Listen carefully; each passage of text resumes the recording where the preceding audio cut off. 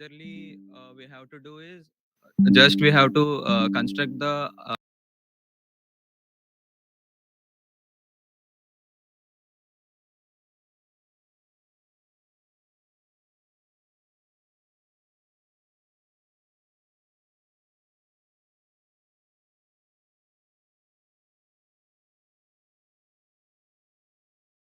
as I said.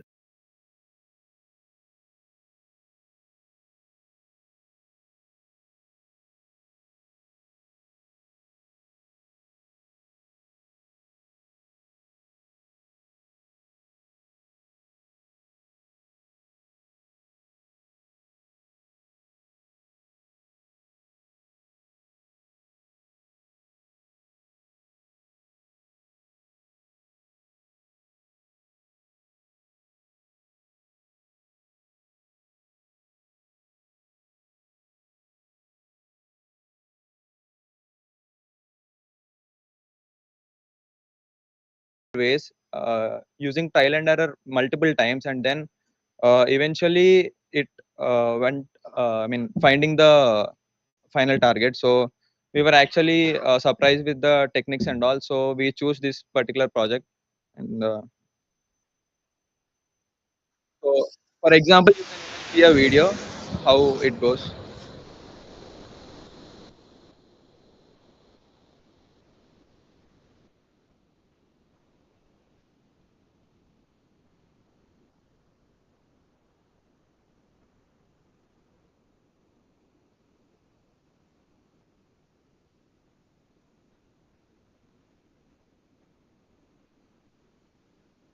So by multiple rounds, finally it is reaching the end point.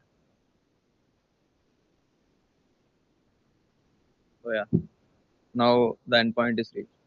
So it hardly took 1 minute for that to actually find the final location. So yeah, this is our journey.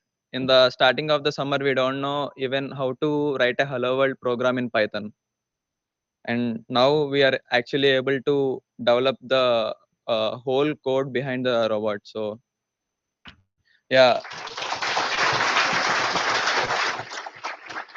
so my tip to everyone: if you heard about some project, don't think that I don't know anything about this. Just dive into that, and you will find multiple ways to actually complete the project. So that's what I want to say after all our journey. And I'll continue with our approach. So first, we don't know how to code in Python, and so first we prefer a language which makes us easier to code rather than easier to implement. So then we choose Python. As we don't know it, so it took us 15 to 20 days, and also we watched the micromos videos in the initial days, and afterwards, so we researched about the various algorithms of the maze navigation. Like we studied them like in using the resources present in the Google and also the research papers. And then after our research, so we selected an algorithm which we believed was the most suitable for our project. And then after that, we implemented it and we tried to modify it and optimize it and increase its efficiency. Along with increasing the efficiency of the algorithm, we also simultaneously worked on the hardware components of the micromos. So algorithms. Actually, we studied on four algorithms: wall following algorithm, depth first search algorithm, breadth first search, using implementing using flat fill, and also a star algorithm. First, wall following algorithm. So wall following algorithm is it is one of the simplest, not it is the simplest maze solving techniques. So basically, the mouse either follows the right walls or the left walls and guides around the maze. So if the mouse just follows the right walls or the left walls, so it explores only the perimeter of the maze, so without even venturing into the middle session. So this is an example simulation of the um, wall following algorithm. So it only venturing, it does not go inside the maze, so it only explores the perimeter of the maze. So this is not a suitable algorithm for solving the complex mazes and also larger and competitive mazes. And next, depth for such algorithm. So this is nothing but an intuitive method. Like basically, the mouse starts moving, and when there is an intersection, it randomly chooses one of the paths. So if the chosen path leads to a dead end, then it comes again back to the intersection point, and then again starts even again chooses the another path. So this forces the robot to explore the possible paths within the maze, and it's a time taking algorithm as it explores each and every cell within the maze, and the mouse will eventually find the center. But this algorithm does not work for the mazes with a deep corner. A star algorithm. This all use of this algorithm, we can find shortest path between two nodes efficiently by using historic functions and cost of actual cost of nodes between.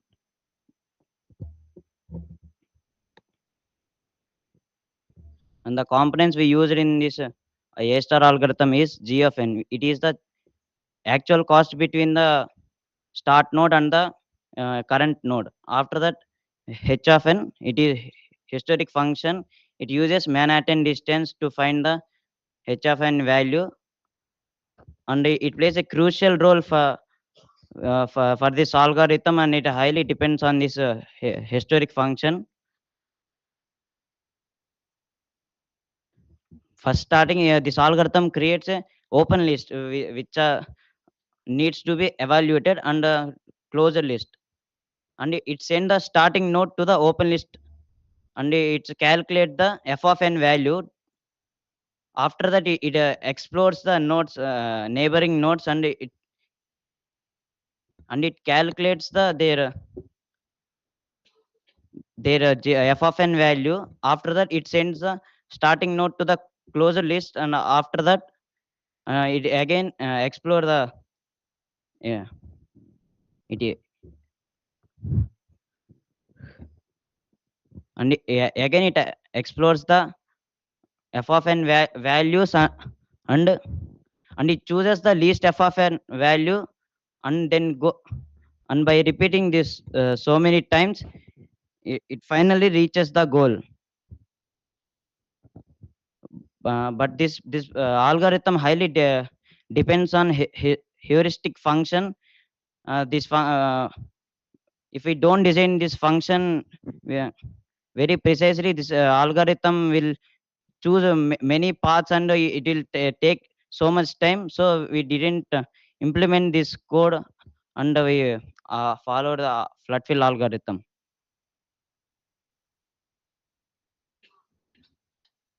Fine. So after seeing several algorithms, as we said earlier, we chose on flood fill algorithm with BFS implementation.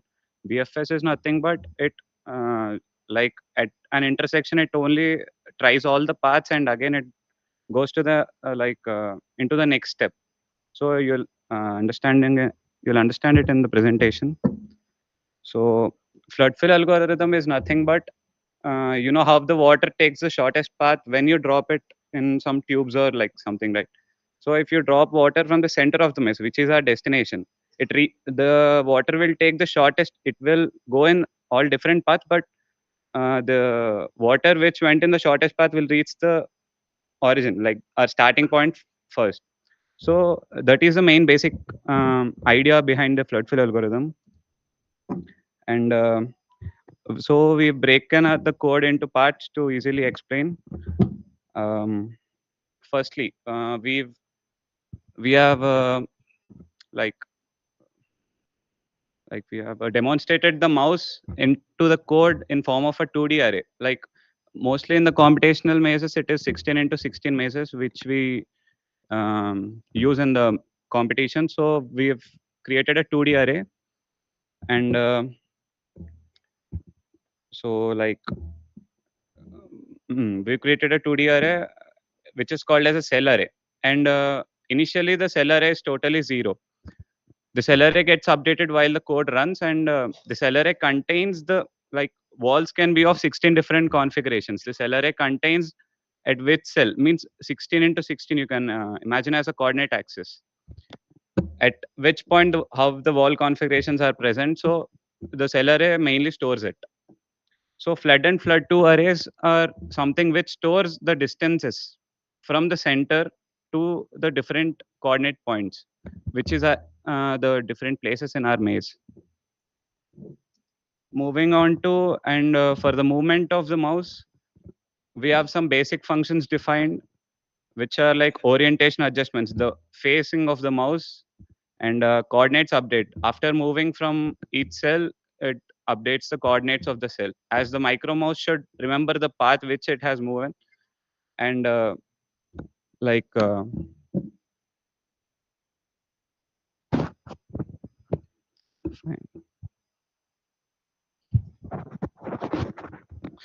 Fine. I'll brief it up.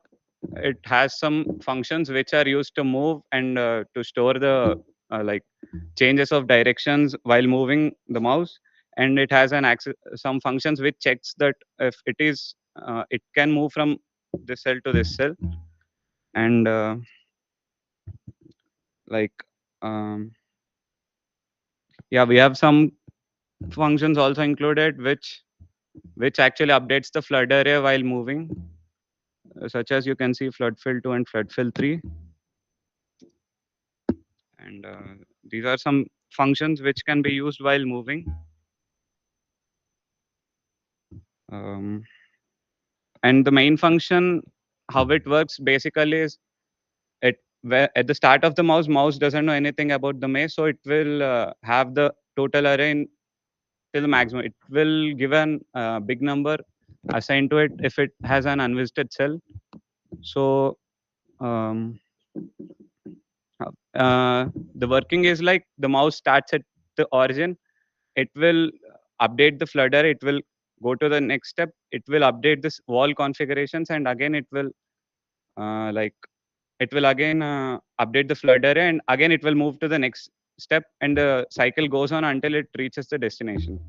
So that's the working of this algorithm. As you can see the simulation, this is a bit speed,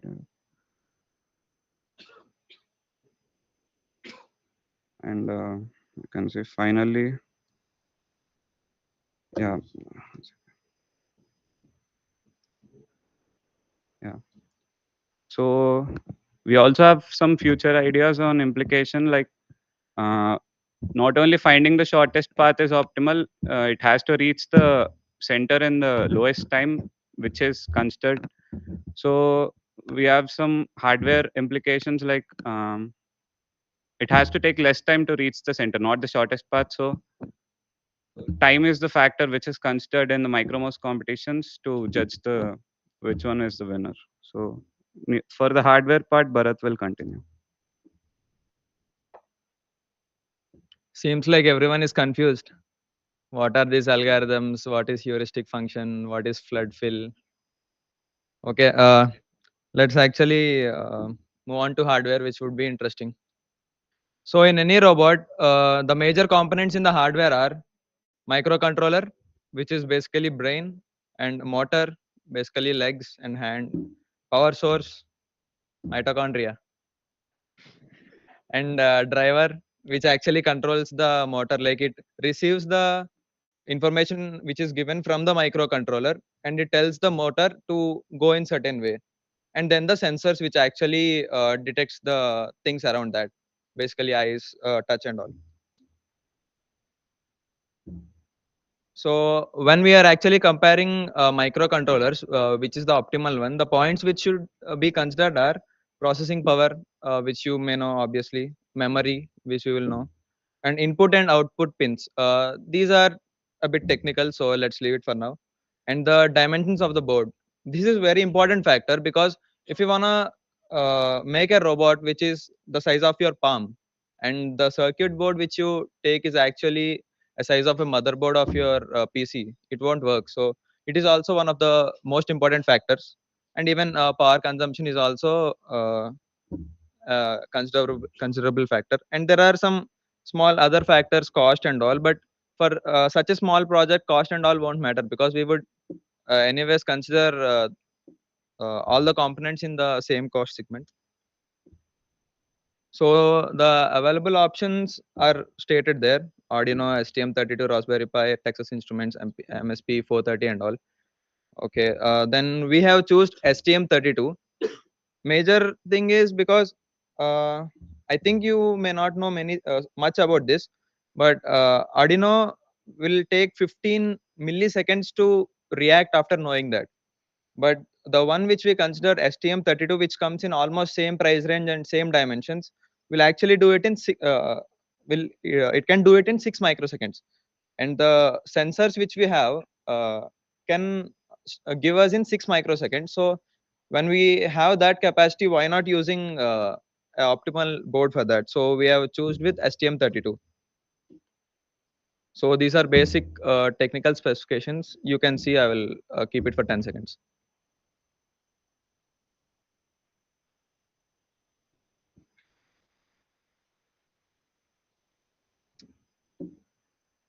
And then motor. So the things that are to be considered is speed, torque, and power consumption, weight, and control techniques. So I think you are familiar with speed, torque, and power consumption and weight. And the control techniques are, I told you about the driver, right, which actually controls the motor. So there are some motors which are easier to be driven by the driver. So a basic driver would be fine if we choose certain motors. So that is the and the available options are brushed DC motors, brushless DC motors, stepper motors, and gear motors. For now, let us skip gear motors. It is too high level for our project. And so the one which we choose is stepper motor, because in stepper motor what happens is each and every I think around 10 to 20 degrees, not sure with the exact number, for each and every some x amount of rotation we can control that. Like each and every step taken by the motor can be easily controlled by us. So that is the only reason we choose stepper motors, because when our robot is going and it actually found a obstacle, as soon as possible it should react, right?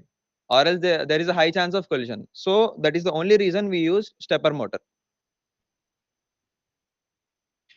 And then sensors. So here the factors to be considered are range of the sensor, like how short the obstacle is it can detect, and the resolution, like how accurate it can detect, and accuracy, precision, and the response time. I told you, right, the sensor which we are using has 6 millisecond of accurate response time, basically latency, and even the cost. So the options which are available to us are infrared sensors, ultrasonic sensors, LiDAR sensors, and encoders. So encoder is basically some system in the motor which can actually detect how far it moved. So that is not relatable to this. And LiDAR sensor is the best in the segment, but it is very costly. It is like not worth to be used in such a small robot. So by considering many factors, we finalized on ultrasonic sensors. So the one which you see in the right is ultrasonic sensor. It usually uses the principle of sound to detect the obstacles. Yeah, thank you.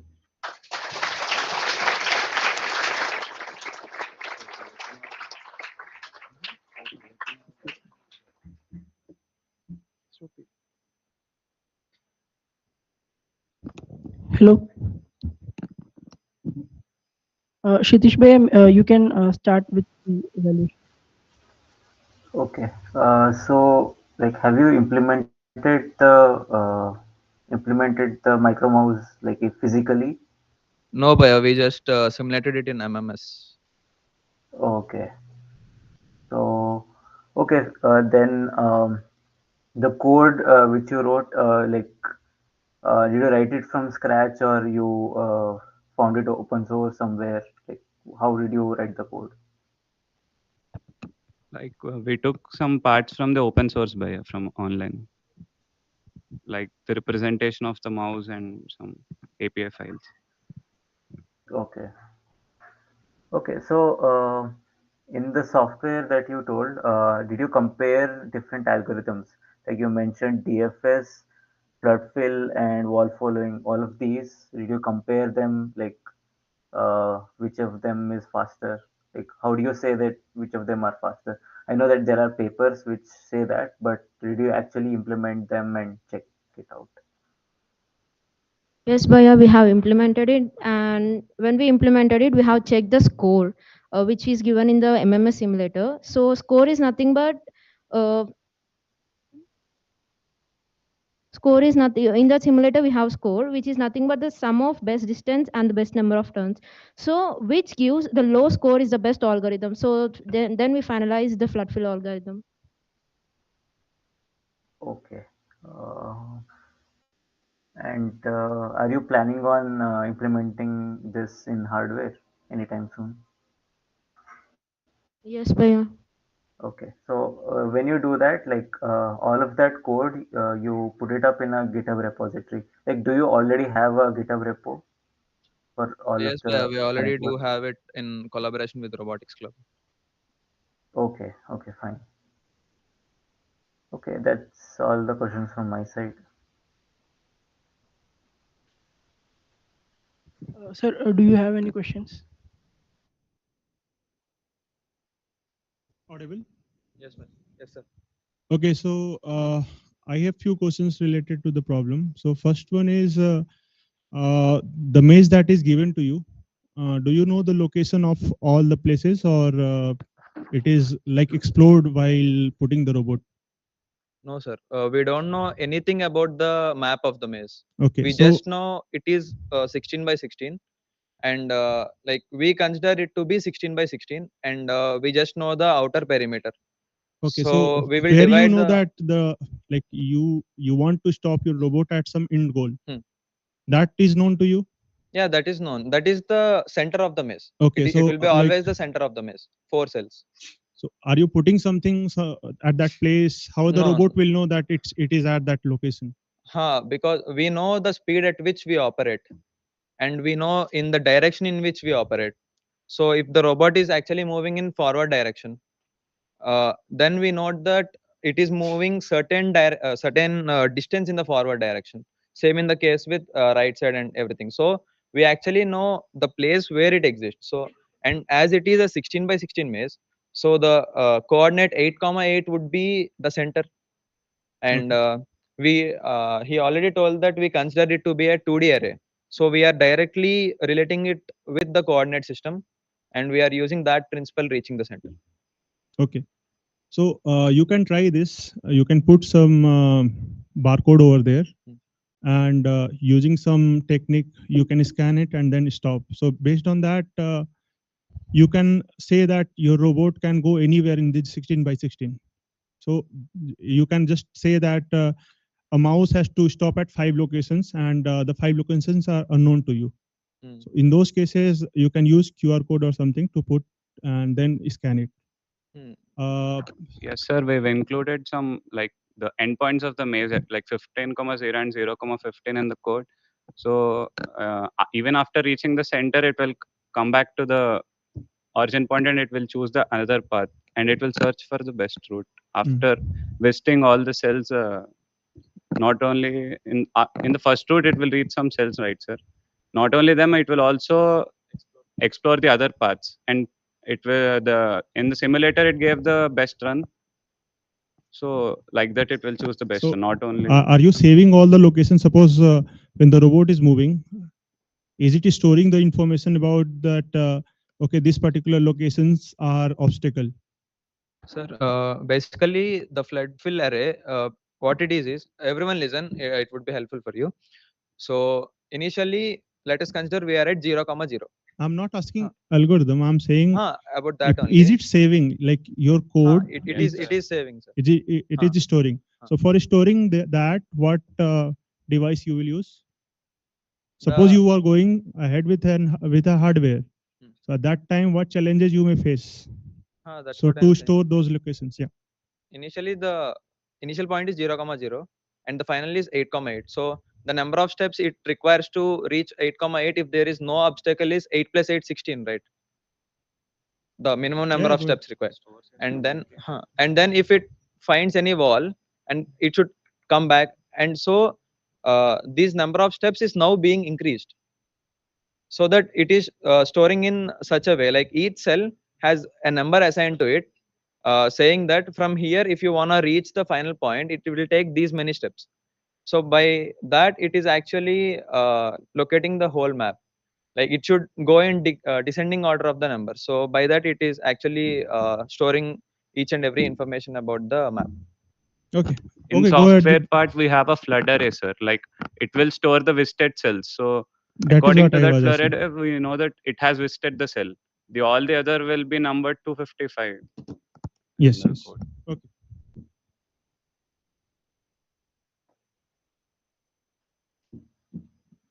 Now from the audience, like if you want to ask anything specific to the PS, you can ask. Like in general regarding the PS, like what the outline is, what Micromos is in general. If you want to know about that, we'll be explaining it to you towards the end of the session. But on their work, if you have to ask something, you can ask. Yeah.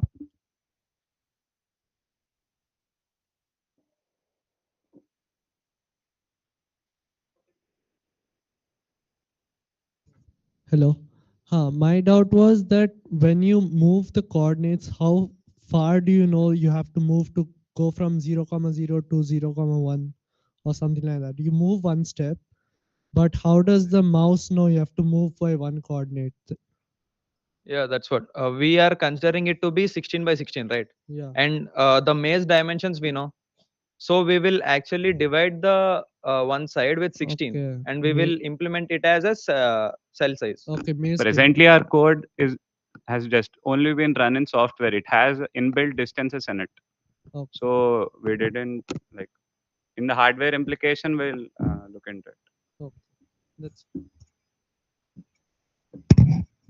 We can have one more doubt specific to the PS. General doubts will be solved towards the end. You can go. Fine, fine. Any specific doubt to their work? Any of you? Yeah, fine. Then we can move on to the presentation of the next team. IVR4 will be presenting. Okay, okay. Just a second. Somebody has to talk.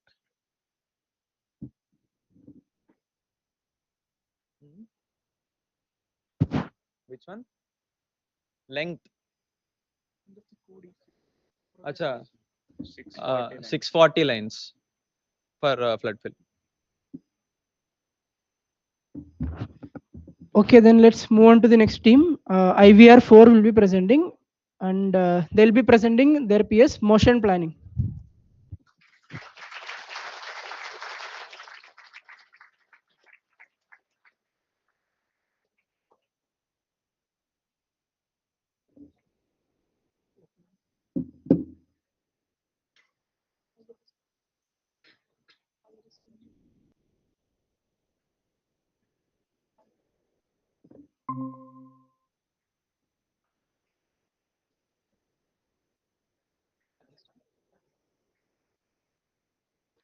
Automobile industry has grown a lot in the past 130 years.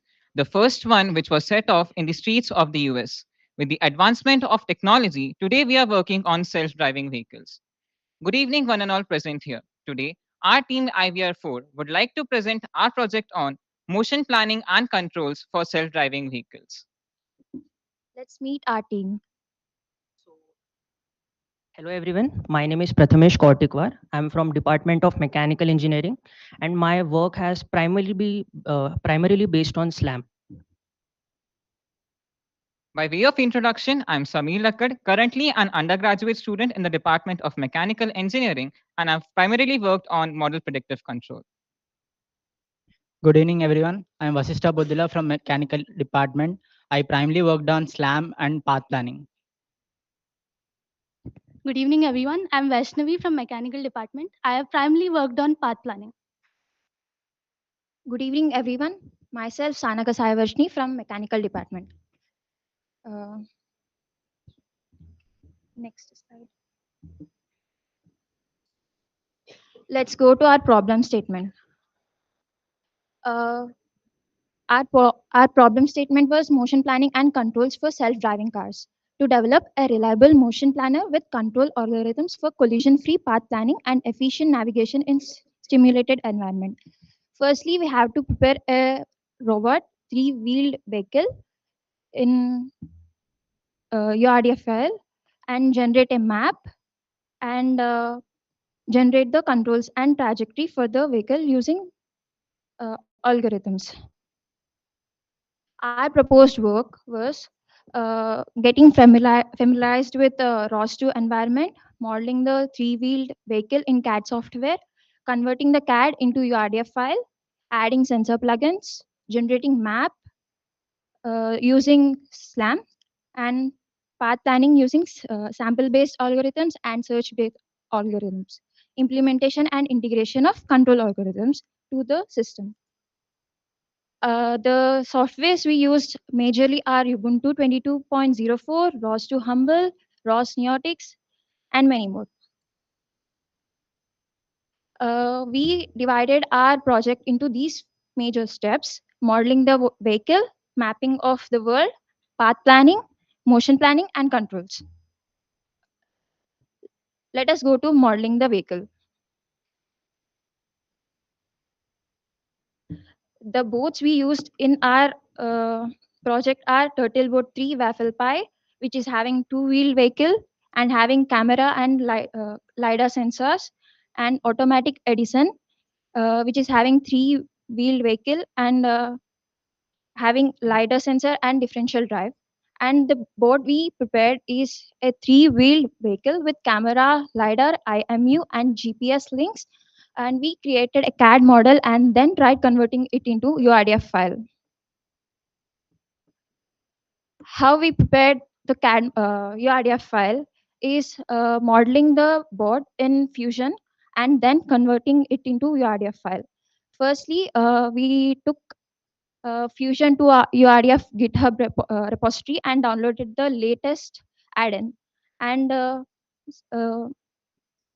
using the add-in, we automatically generated a URDF file and few mesh files. These mesh URDF file contains .gazebo file, .zacro, .trans, and material.zacro files. Later, we edited the URDF files and created a launch file to load URDF file into Gazebo.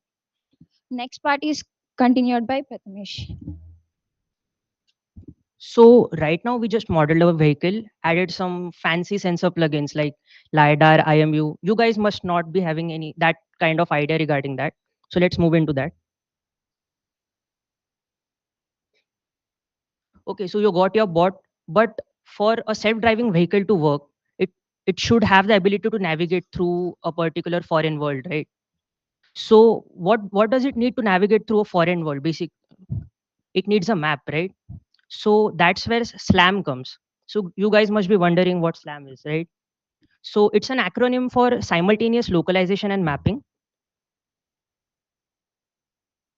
So like it has two words, right? Localization and mapping. And like these two processes are happening simultaneously. So what is localization? Localization is basically knowing the position of the vehicle and as well as its pose. Pose, it's what? Its orientation, its position in a random world. And what is mapping? It's basically creating a map while localizing itself. It means that it's creating a map while restoring its own position, its orientation, the like which side it's facing and everything. So we mostly explored through two SLAM methods, which was cartographer and used a toolbox for SLAM called SLAM toolbox. So cartographer was used for Turtlebot 3 Waffle Pi, which is inbuilt into the Turtlebot 3 package and Nav2 stack. And with SLAM toolbox, it's basically set of tools for 2D SLAM, and it can be used for customized robots, right? Okay. Now, as you can see on your screen is a basic IGVC world, basic simulation of IGVC world. So you guys must not have any idea what IGVC is. It's basically a competition held in Oakland University, America, and it stands for Intelligent Ground Vehicles Competition. So this is a project like for in corporation to that only. So this is basically a simulated world of the basically race track. So you can see there are lanes, there are barricades, and there are few obstacles. So basically our robot was tasked with going through these obstacles, navigate through these obstacles without hitting them, and be completely autonomous. There won't be any human intervention, nothing. So now cartographer slam. So it's basically a method for slam. The lanes were marked with chalk, right? But what we did was we deployed walls along the lanes to basically demarcate the lanes. And what LiDAR sensor does is it's light navigation and ranging, right? So, so basically it will give you better, accurate, precise map of the world with the help of walls. So this is the map we got. And now this seems pretty good, right? Because this time it's very accurate. It and so I gave you an idea about the binary occupancy grid, right? So you can see that there are three colors assigned. So basically the gray area is the unexplored part of the robot. The white area is where the robot is where uh, is that area which is accessible to robot to move. And the black area is basically demarcating the obstacles. So basically the robot can't go through that or it will collide. Now okay, we have got a map, but how would the robot plan its trajectory, right? So for this we'll start with path planning. And my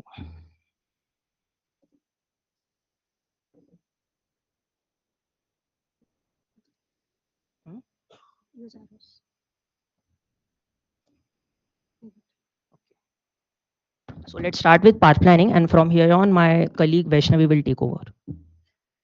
So yeah, I guess everyone got to know like what slam part is. So basically now the vehicle knows where it is and what the surroundings are. Okay, now let's suppose we give it a task.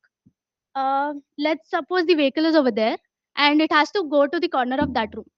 Okay, how is it gonna do on its own? It doesn't know it, right? So we have to give some brain and we have to give some knowledge. So path planning is basically doing that. Um,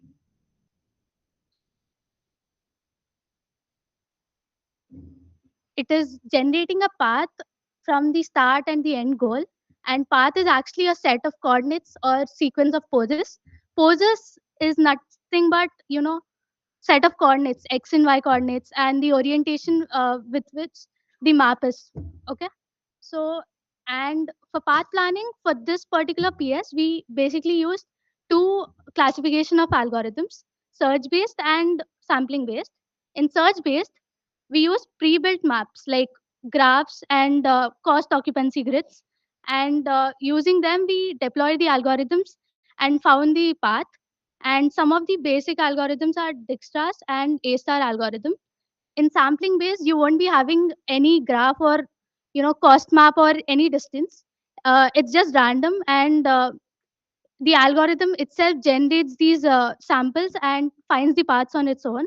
And some of the examples are probabilistic roadmaps and rapidly exploring random trees.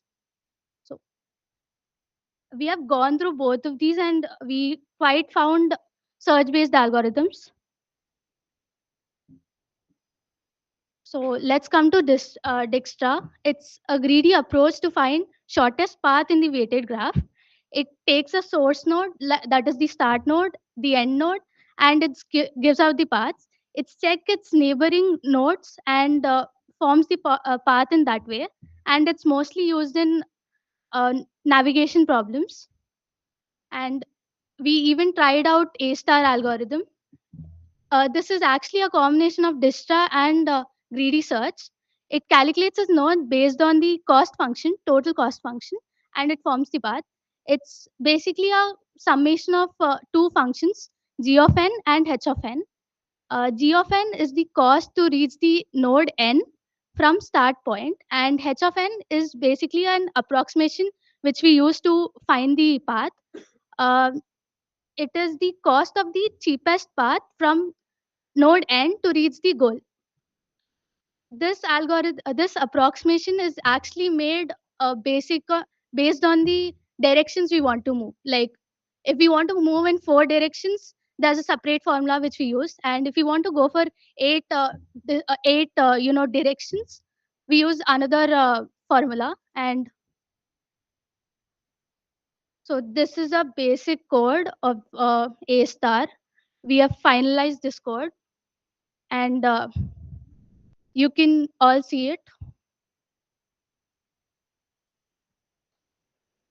And we have applied both of these algorithms to the map which we found out before.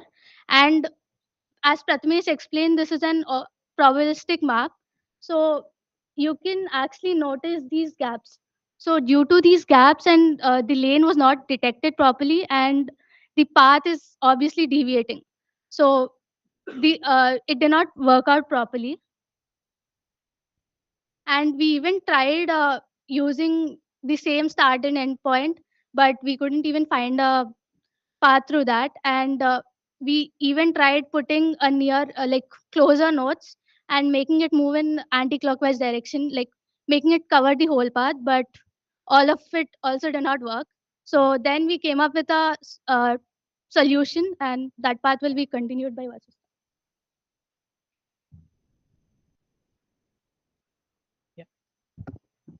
Yeah. So at this point, we have understood what kind of issues we were facing with the algorithms.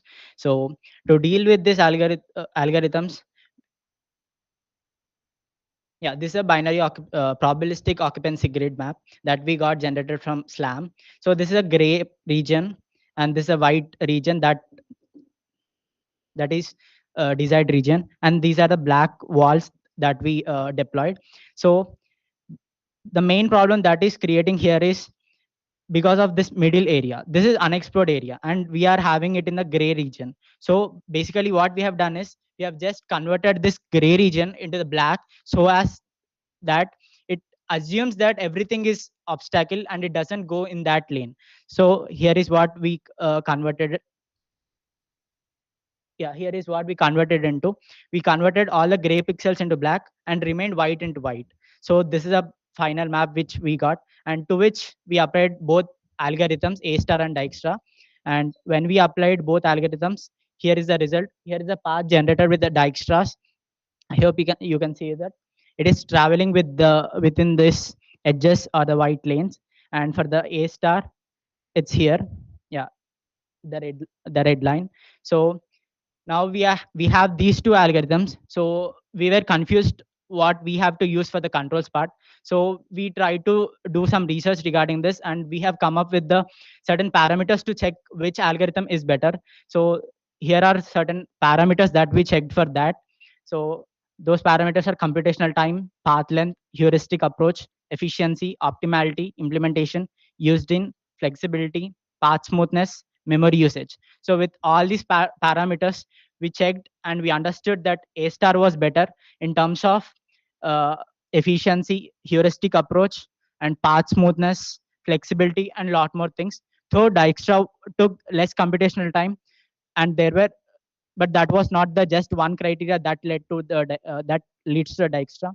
So finally, we sticked on to A star. And here are the few code snippets for the path length and path smoothness. For path length, we have chosen Euclidean distance between the two paths, 2 points that got generated through .csv file. And for path smoothness, as you all guys know, the slope between the 2 points, we have taken that the arctan value, and we have just appended it in the code. So overall, we'll get the smoothness. So whichever has less number is more smoother. That means it has lesser number of turns or lesser number of curves in the path. And also we try to check with the memory and also computational time.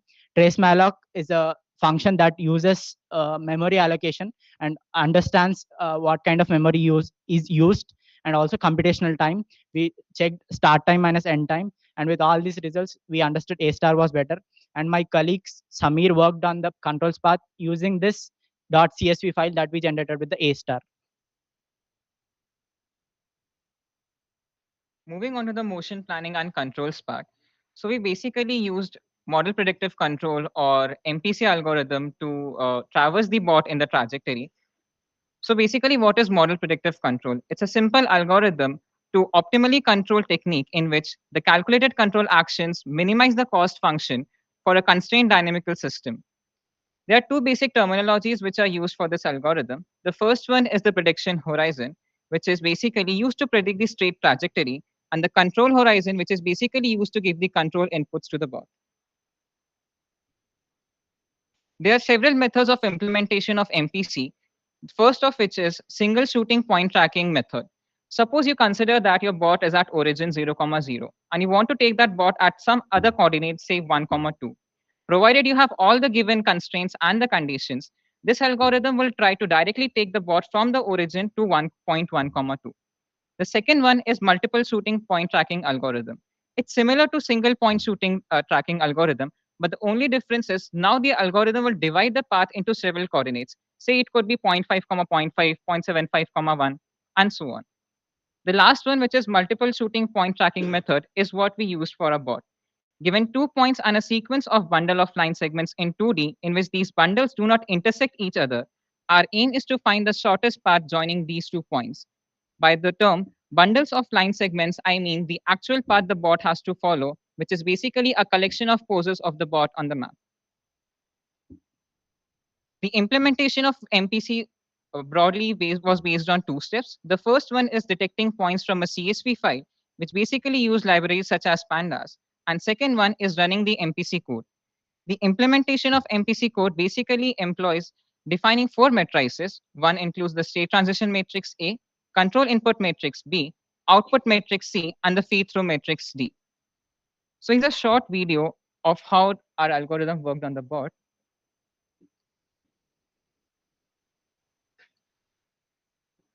So you could see the bot started actually from 0, 0, and it's basically tracing the points which it obtained from the CSV file, which my colleague obtained from the A-star algorithm through path planning.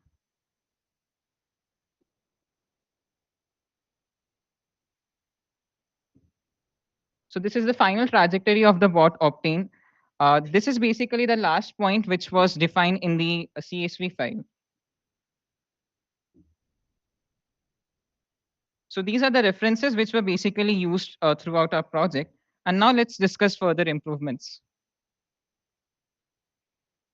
Okay, moving on to the further improvements part. So we took some liberties from the work we proposed initially before 2 months, and we also came up with some more ideas during while working on this project. So the things we could actually work on even after this, even after completion of this competition, is we can completely integrate all the algorithms and controls part into one ROS package, and basically it make it open source so that everyone can use it. Also, we also plan on adding more sensors like real sense camera, GPS for the bot to work in the real world. So you can see that our work was mostly done in the simulation world, which is basically in the gazebo simulator. But for the bot to work in the real world without usage of walls, or we require real-time camera which helps us detect those marked lanes. So, and for the GPS work, we plan on adding the Google API plugin in Gazebo for accurate GNSS navigation. So what GNSS is, it's Global Navigation Satellite System, of which GPS is a part. And we also plan on visualizing all the paths. Basically, you saw all the path planning algorithms and controls in action. So we plan on visualizing it in the RVs, which was the visualization tool shown to you in just the previous demo video. And the final is the dynamic obstacle avoidance planning. So basically, if there's a moving obstacle, we are also planning to tackle that, because like in real world anything can happen. So we'll have to be ready for everything. So this was from us, and thank you for your time.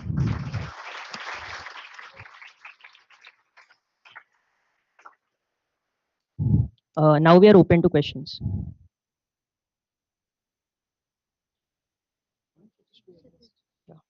Kshitij bhaiya? Yeah. Okay, so my first question is in the SLAM part. Yeah. So which sensors did you use? The sensors we used were a LiDAR link, a camera, a LiDAR, an IMU, and a differential. Okay, okay. So you used the cartographer SLAM, right? So did Yeah. you optimize the parameters in the Lua file that it is there in the cartographer package? Actually, there was no need for optimizing the parameters there, because like we got the perfect map with the initial parameters only when we when we deployed walls. Okay, fine. So, like, if you work on it in real life, there will be that file. So, based on the actual sensor you have and the IMU you have, you need to tweak the parameters in that file, and it will work. So, okay, in simulation, that task was really easy. Hmm. Yes. Uh, okay, so okay, you used like you constructed walls around the path, right? Yeah. Uh, that is a big, like it makes things very easy. So, like in the actual task, in the IGVC task, that thing won't be there, right? So, how would you tackle one where there are no walls around the path? Yeah, as we mentioned in the further improvements part, that we plan on adding more sensors like a camera link and a GPS plugin. So, Okay, like we had a camera link in our bot, but we were just not using it for object detection. So we were planning on using these pre-trained models for lane detection, like YOLO or hibernets or hybrid nets or like many more, which will help us detect those lanes. Because initially when we tried it without the walls, the only problem was it was not getting like that proper of a map. It was still working, but we wanted a more accurate and a robust map then, so we yeah, went with the like walls. only using a lidar, it wouldn't have been possible because the lanes are marked like with visually only with visual cues you will be able to see the lanes, right? So I was surprised why didn't you use a camera to use that information? Yeah, we added a camera link. It was just not using the object detection algorithm. We did not load it in because Okay. our work was limited to simulation back then, and we were also like the project was pretty huge for that. Okay, fine. Like it's a really tough task. I've done ROS before, and ROS 2 would be even tougher because there are very little Yeah. resources for the same. So Yes. it's a very good job. And about path planning, uh, you saw that the path almost like trace the walls, right? If you see in one of the slides, Yes, Bhaiya. it just touches the wall. So did you find anything to tackle that? Like, if you use it on a real bot, it shouldn't do that, right? It would Yes, go on scrubbing with the walls, Bhaiya, we recently found out a technique called obstacle inflation. right? So we were planning on that. Like these were the just initial stages, so we couldn't do it in the given time. Yeah, that's pretty good. Yes, And then you just use the A star paths directly to uh, in your control for your control part, right? yes, Bhaiya. We Okay. got the CSV file and we have given it to the control. Okay, so it's generally in real life it is done so that where like the A star path will have very sharp what Turns. you say turns, yeah. Yeah, So in real life you'll need some kind of a cubic paths planner to like cubic spline path planner yeah. to smooth out those turns and Yes, make Bhaiya. a clean path for the MPC algorithm to work. Yeah, we did propose that too. Okay, That is also like one of the reason we did not have proper time. Like even for getting this, we couldn't. The time was not sufficient, so that became the issue. Uh, okay, we have proposed that too, but we couldn't implement it. okay. Yeah, We yeah. That's even have the resources that we have to use, but mhm. that's the time was the issue. Okay. Like till now, it's really good, and try to implement it in our IGVC vehicle Yes, we are hoping the same. We'll try our because best. that project started in our time and it couldn't go ahead in a fast pace. Yes, I we are. want to see that project done. Yeah, Sure, Bhaiya. yeah. These were my questions. Thank you, Bhaiya. So this MPC implementation, I think somewhere you mentioned Kasadi software you have used. Sorry, sir, could you please repeat? For MPC implementation, Yeah. what you have used? Kasari Kasari. library. Yeah. So how you will implement that Kasari results into Gazebo? Actually, CASIDI has only been used for the functions. We could even use NumPy as well. So it's just a NumPy more... will not help because Kasari is doing that MPC part. So some trajectories are coming out of A star that you are going to use with like you are going to use that and give it as an input to MPC. So that part is not clear in your presentation, like how that is going to work. Can you explain? Actually, we have created several nodes. The first node is basically converting the CSV file into the Python readable file. Once that gets published, the MPC file is basically taking the coordinates from the path file, and then it's tracing those points. So basically, it started from 0, 0, but since that point is not in the actual map, so it's creating the shortest path to the point where it's present in the trajectory. And then it's reaching the final point, which was nearly 70, 20. It's okay to understand that it's just a beginning of your career. So the part that you're doing related to Kasadi is slightly difficult to explain. So it's fine. Other than that, the A star part, again, I can see that the path that is coming is not smooth. So you should work out first, like before deploying anything, getting CSV file, you should first smooth it. Then only you can run the robot. So for that, usually splines will help you to get a path which is smoother. Okay. And once a path is obtained, then only you can run the robot. So I can see that at multiple places, robots are like the path is directly crossing over the obstacle. So I think there will be it's touching that and then moving. So if it is going to touch, then it will touch even in the reality. So the robot will hit that wall. Okay. Yeah, So we're gonna use inflation technique, sir, for which it will understand that it is bigger size, so that it will try to avoid the obstacle in the real world. okay, then it will make some sense. The path which you saw for A star, the matplotlib visualization is a bit thick, if you notice. I can see, but still you need to have some safety measures. Yes. That is something you should look into before deploying anything in your robots. Okay, otherwise it's good. Thank you, sir.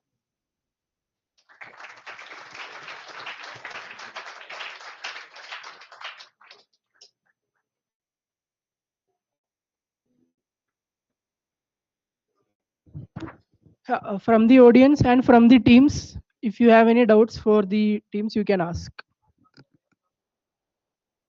Length of the code. Which code? There are codes for MPC, codes for... There are multiple codes for There A are star, launch Dijkstars, and all. We can't actually tell that because there's a package, like, there are ROS nodes, there are launch files, URDF files. So For MPC, there are nearly 360. even for A star, around 200, 100 to 200. Python. Python.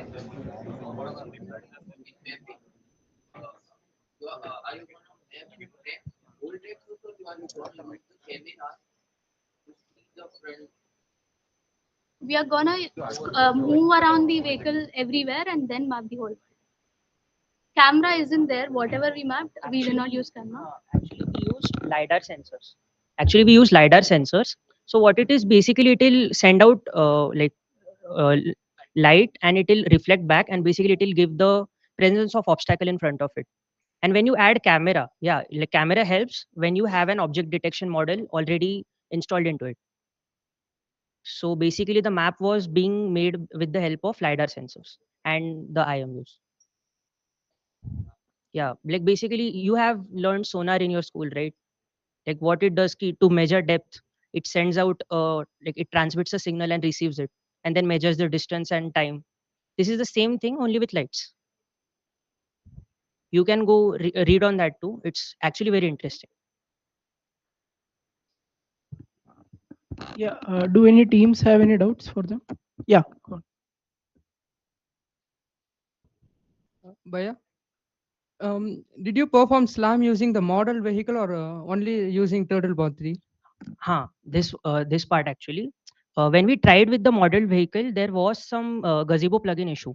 So we tried it with the Turtlebot 3, Waffle Pie. Yeah. Like you mentioned a term like obstacle inflation to avoid the walls.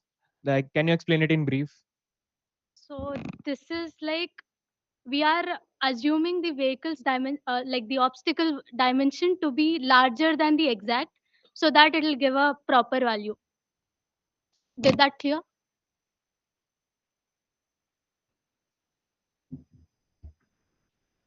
Yeah. You written the UODF files for the robot description and sensors.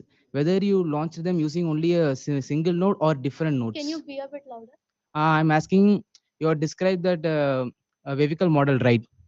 I'm asking that whether you launch it in using a single node or a separate nodes for each of or separate nodes. We had a single launch file for that, which launched several nodes at once. Okay, Bhaiya. And what was the error you are facing in the plugin issue? What? The error What error? Facing in the that while mapping the world. Okay, plugin issue. Whether it is like a Actually, we did like we converted it to the URD of description format, and I like when we tried launching it in Gazebo, it was giving like errors. What was the error? It wasn't getting deployed then. Okay, Bhaiya. Like when we tried to launch that file, basically, there was this error for the URD of description. Okay, Bhaiya. Any other questions?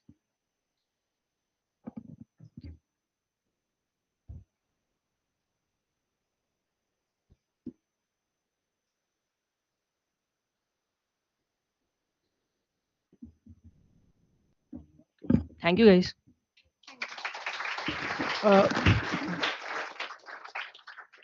So just a note to all the teams, like we are running a bit short of time, so try to wind up the presentations in 15 minutes. So now we have IVR 11 who will be presenting their PS on differential modeling.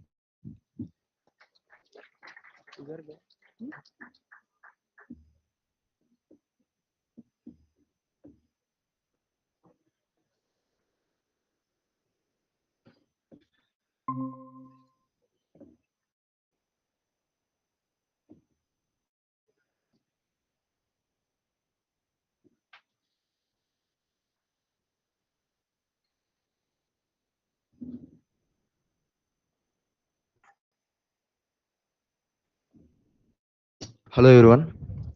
First of all, a warm welcome and good evening to everyone, to respected guests and my dear juniors.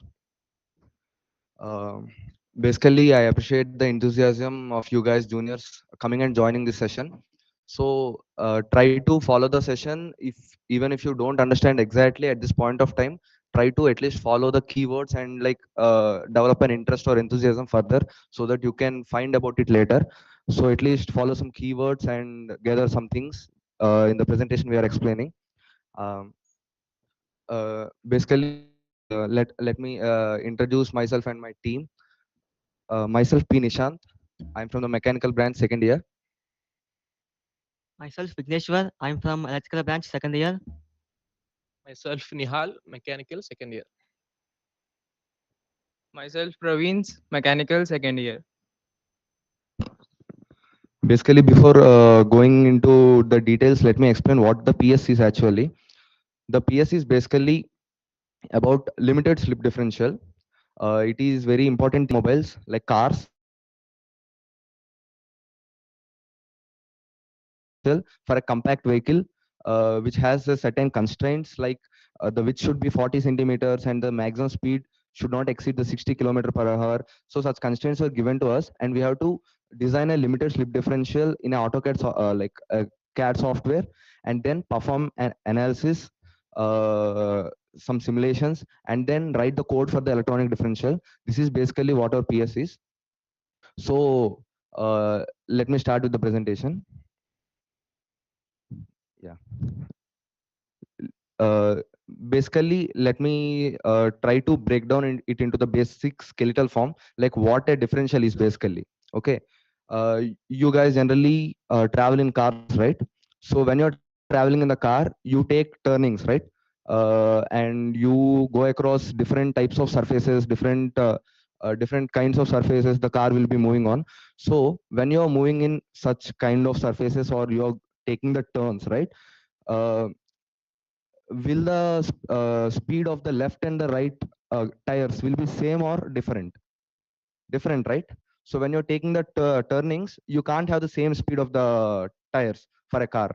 So basically what a differential does is, it is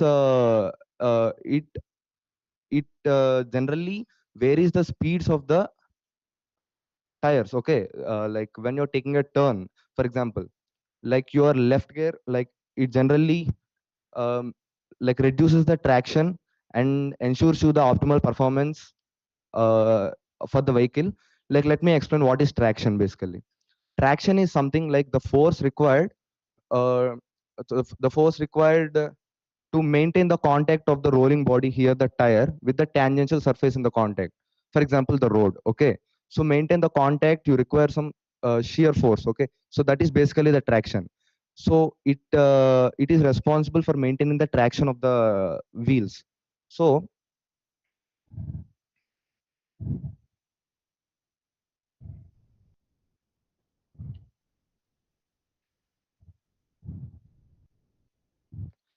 basically you have inner wheel and outer wheel. Okay, so while you're taking a turn in the road, your outer wheel will be moving a greater distance than your inner wheel, right? So to compensate that, you should have greater speed for the outer wheel than the inner wheel. Okay, so that is the role of the differential here. The differential allows the outer wheel to rotate faster than the inner wheel, compensating for the difference in the distance traveled.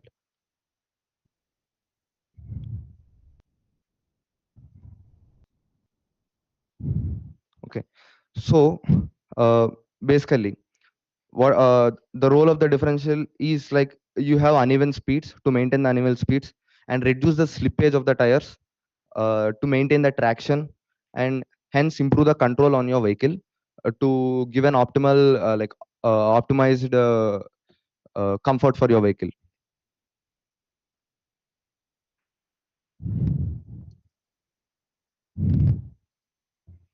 Okay, so basically when you're having a differential, the thing which we have worked on is a limited slip differential. But what is how is limited slip differential different from a basic differential? Okay, the basic traditional differential has a mechanism which I explained, that varying the speeds of the tires. But what is special about limited slip differential? So basically, take an instance: you're traveling in a car, and you're like in a like a traditional differential. When you're using a traditional differential, when your car is traveling, say your car has stuck on a very smooth surface, like very smooth literally. Okay, so when it is stuck in that surface, like your torque will your power will be going, like a traction is lost by the wheel which is stuck. Okay, so the entire power will be going to that one wheel only in the traditional differential. So you can't get out of that. So using the limited slip differential, you can vary that power supply so that it moves with the equal speed, and the wheel which is outside can get out first, so that the entire car can come out. So basically the use of the limited slip differential is, like, it distributes the torque, it distributes the power between the two wheels, so that it creates a better optimal performance. So yeah, it improves the traction, as I said, and enhanced safety, of course, when you're traveling on roads, Indian roads, of course. And so it gives better performance for the vehicle.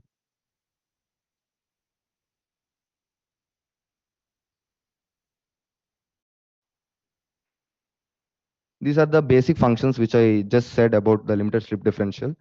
uh, the torque sensing, the torque distribution between the two wheels, and improving the traction. So what is our initial approach to this project? So basically there are three types of there are types of LSD, which are clutch type LSD, torsion type LSD, and helical type LSD. Basically, we worked on the clutch type LSD in our project.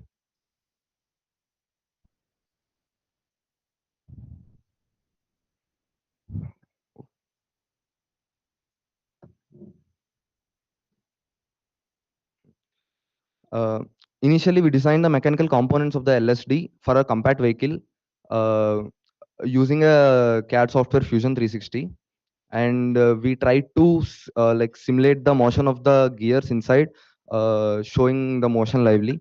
And then we tried to like initiate the analysis part on our the parts which we have designed. Basically, what is analysis? Like what is FEA analysis? So you design some component, right? So you want to know whether that component works or not. So you try to apply the simulations in a computer environment, so that you can't like develop a prototype and then like check on the real system. So you develop you do it in a computer environment, so that if it works, like is it withstanding the forces, the moment, everything, you check that, and is it withstanding or not, you check that part. And then if it is okay with the analysis part, you develop the prototype. So basically, it is a computer environment.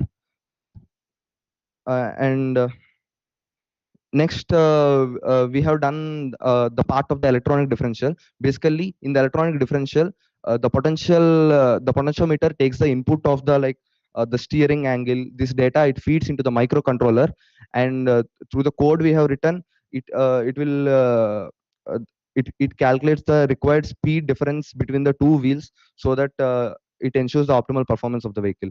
So yeah, a threshold was set to prevent excessive speed differences between the wheels, maintaining the stability of the vehicle. So we end up doing this design in the Fusion 360, and we tried doing the ANSYS part, but we faced challenges, and we also successfully implemented the electronic differential code. We have took different metrics according to the compact vehicle model which was given to us. Like input power is chosen to be 5 kilowatt. Okay, angular speed is 5000 rpm, and based on the calculations which we have done, we have took the gear teeth accordingly for the motion, which is like a gear ratio is 50 is to 23. So these are the design calculations done by us uh, for the gear teeth and gear ratio. So these are basically the parts of the limited slip differential which I have designed. I'll show all the parts of the differential. This is the friction plates, and this is shell housing, pressure plates, LSD hub, housing, LSD pin, crown gear, pinion gear. These are the side gears and spider gear. See, basically, if you see that side gears now, these will be going into the wheels. Okay, so that side gears will be going into the wheels, and due to all the mechanism which is happening inside, I'll show you the simulation even that rotates the side gears and which are connected to the wheels. Okay, so in that way, we do the thing which I have said to you. So just take a look of this video, like get a lively example how it works. Like we are rotating this pinion gear through which we input the power, that white one. We input the power and it rotates like that. Even the inside part. This is the assembly of the friction plates, steel plates, and the housing, everything, hub, everything, which I have shown before, the parts.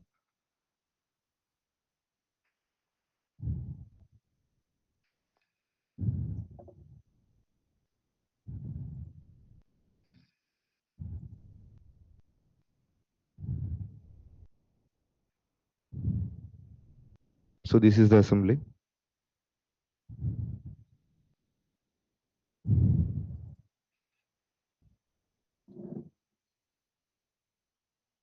This is the assembly.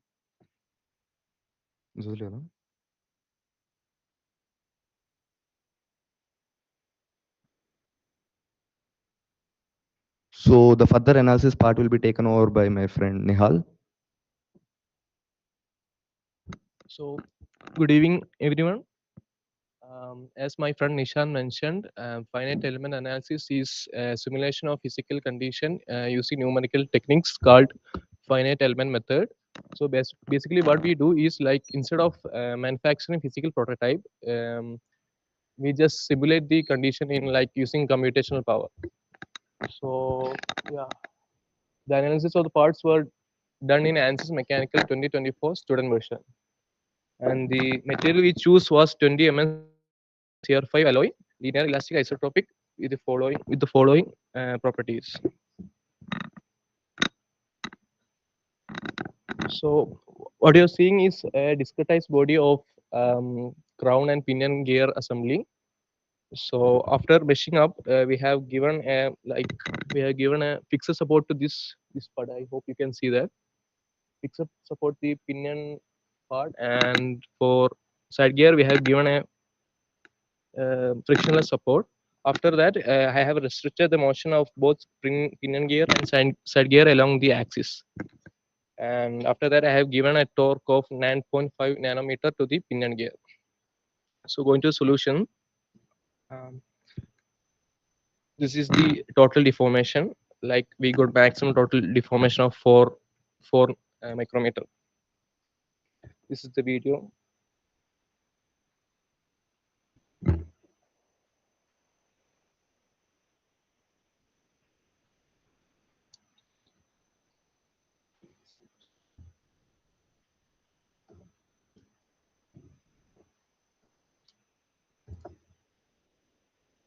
Yeah, so this is equivalent stress, which we got like 3.96 in E raised to 8. This is the video.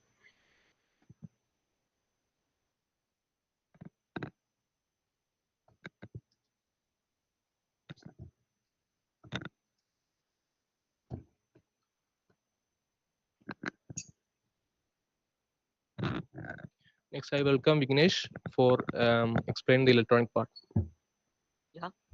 And my name is Vigneshwar. As he told, I will explain the electronic part. Huh. Uh, at first, we need to know about a microcontroller. A microcontroller is a set of electrical components which we will use to for a specific thing. So that we can code the microcontroller and make the make the microcontroller to do what we want. Like if you give, for example, if you want to blink an LED or you want to control motors, you can code a microcontroller and uh, using different algorithm techniques, you can control all these things. At first, the parts we have used is you can see here. It's Arduino, and here is a potentiometer. It's a motors, and also I have incorporated a motor driver which will control speed between these two motors, and these microcontroller motor driver will control speed within these two motor drivers. And here the first we need to do is to vary the speed between the two wheels. So for that we need to know the turning radius and the steering angle. So we will take the steering angle from the steering wheel, and this steering angle is inputted into the microcontroller, which will calculate the sufficient turning radius, so that the wheels rotate in uh, uh, the wheels rotate in the that speed, so that we can get the exact turning radius. So these are the formulas and steering ratio, turning radius, which we use to take the to implement differential. And that is the just code written. I think gonna it's no. Huh. Here we will define all the motor pins, and then we have the algorithm which we will distribute our power. Here we took the steering angle, and see here, we took the steering angle from the input, and it is given into a function called power distribute, and this function will generate the exact turning radius we need to go, so that we will maintain the speeds of the wheels. here this maximum adjustment will get the s- maximum the difference between the speed wheels and map into the both the wheels. So we'll get the uh, amount of speed into the wheel. I mean amount of torque that has to be supplied to the wheels, and we'll get the sufficient turn. And next, here it will sense the slip. Previously, the main objective is to sense if there is a slip of any wheel, the differential will lock is itself and go in the but the both wheels should go in the same direction. So whenever there is a slip, that means one of the wheels will go very fast. So this will detect the faster wheel, and then it will give same speed to the both wheels to escape the slip.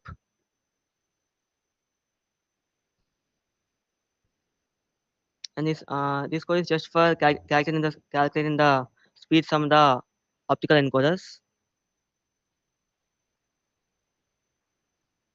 Yeah, our possible improvements. Previously, Nihal said that we were not able to complete analysis of, I mean, one of the path. So if the club gives opportunity to continue the project, we'll complete the analysis and get a better model designed. And also in the electronic version, have only implemented the basic motor control techniques, and there can be chances that the exact speed values are not into the code. So we'll add more algorithms so that we can get exact values and control the vehicle more precisely. So if we if we have a chance to continue this project, we will go through this. And conclusion. Basically, thank you everyone for being patient and listening our presentation. So I especially thank Rishikesh Bhaiya for mentoring us throughout the process.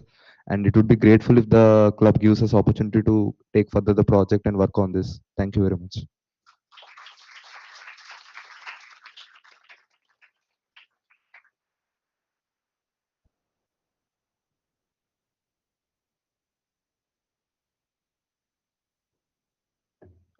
Hello. Bhaiya, am I audible? Yeah, you're audible. Can carry on with the questions.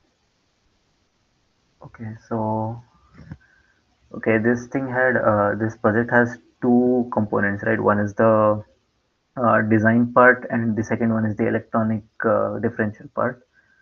So in the mechanical design part, you showed a couple of models that you made. So like, did you design it, or like, what parameters did you use to design it, and did you consider what material did you consider? Like, all of these questions were unanswered. Can you uh, give a brief on what all did you use? Yes, Bhaiya. Actually, before taking over this project, we read many references and uh, took a reference model for designing this CAD model. So we have taken a reference model, uh, and this is actually an industrial model.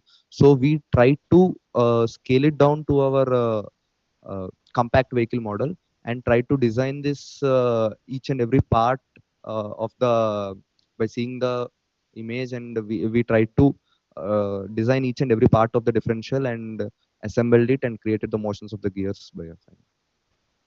Okay, so you didn't consider any material strength, like tensile strength Actually, and all of those parameters. while doing the analysis part, we have considered the material by MNCR5. We consider.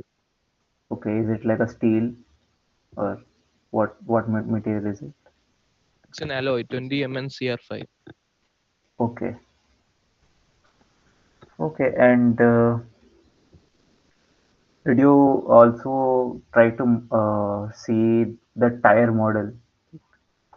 Uh, the tire will have a lot of influence on whatever you're doing with the different chip.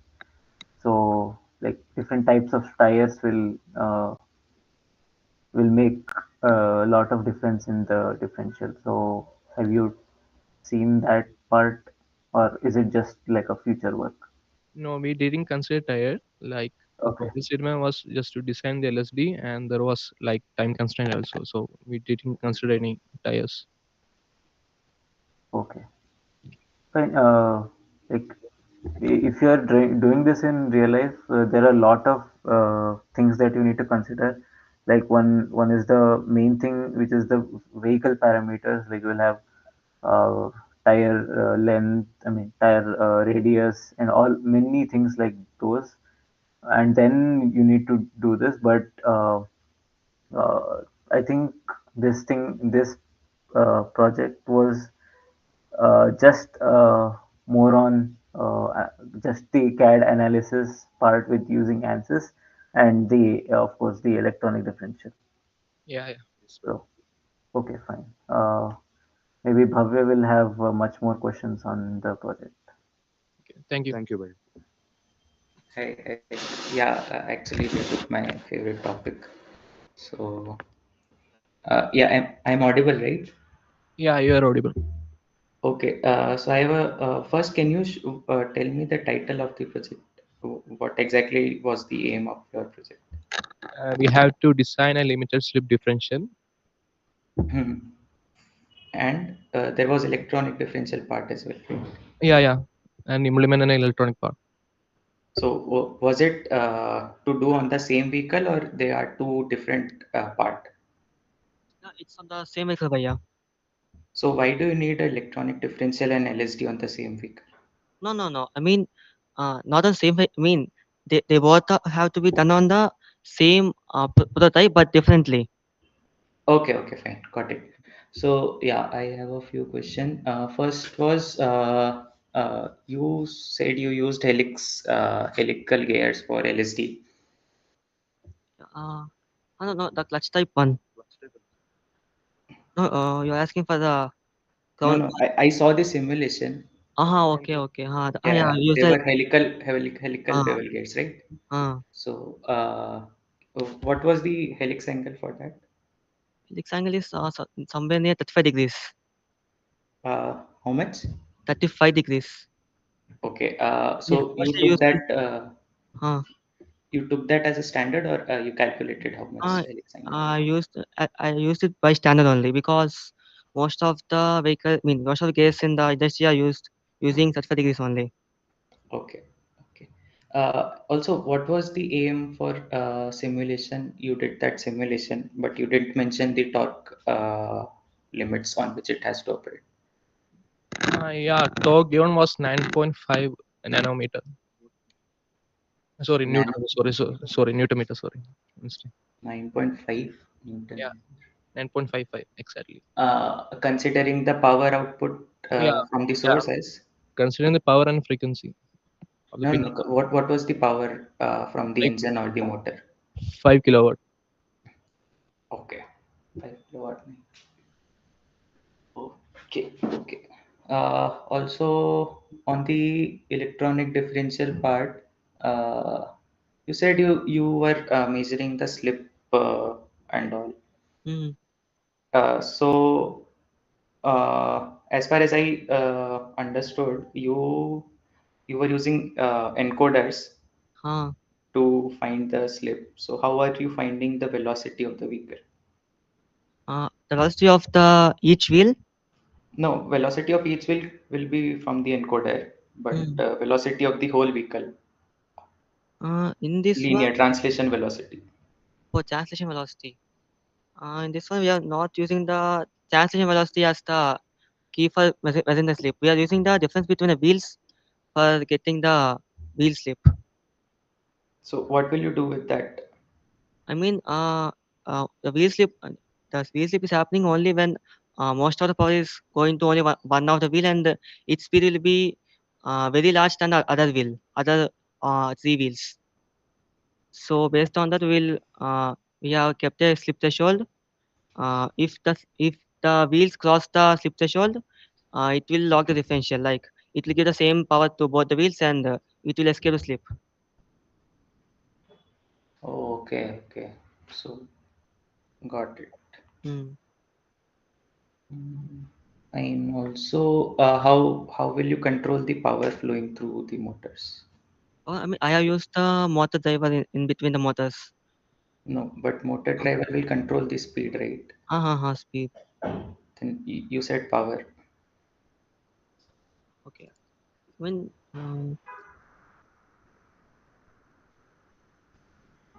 which one?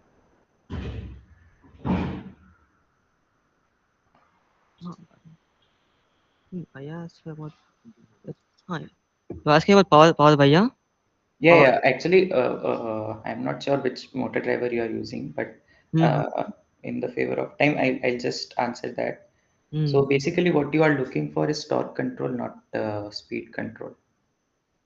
Mm. So uh, I think that was it. Uh, Yeah, just look up can you for repeat your that question one. once? Yeah, so actually my question is, when you have slip, you said that you will transfer more power, equal power to the Hmm. other three wheels. Hmm. So with the motor drivers that you have mentioned, you will control only the speed, or Huh. so I think you need to look for torque control, not speed control. That's what I'm saying. Okay. Understood, Bhaiya. Okay, I Okay. mean, you in the I have mentioned the possible requirements. So, I mean, possible improvements. So, we also thinking about this torque console. So, present we only implemented the speed console because it's such a compact model, and Right. so we also, if time permits, if time has permitted, we have done the torque console also. So, Okay. Yep. Fine. Good work. Thank you, Bhaiya. Thank you, Bhaiya. Thank you, Bhaiya. Sir, do you have any questions? So, first of all, you can split this into two parts because whatever you are doing is not well connected, first thing. Because whatever motor driver and all you explained in the beginning, like wheel and all you showed, is not well connected with the electronics part. So, best thing would be to, like, the title is misleading, first thing. Other than that, mechanical things looks great, but electronic part has multiple issues I can see. For now, you can consider about whatever wheel you will take. For example, whatever Bhavya is mentioning. So, whenever you will take some robot, that will bring a lot of challenges along with that. Right now, if you are going to consider the same model in mechanical part that your friend is taking, that is not going to be integrated. So the one that you have developed in your electronic part, both are not integratable.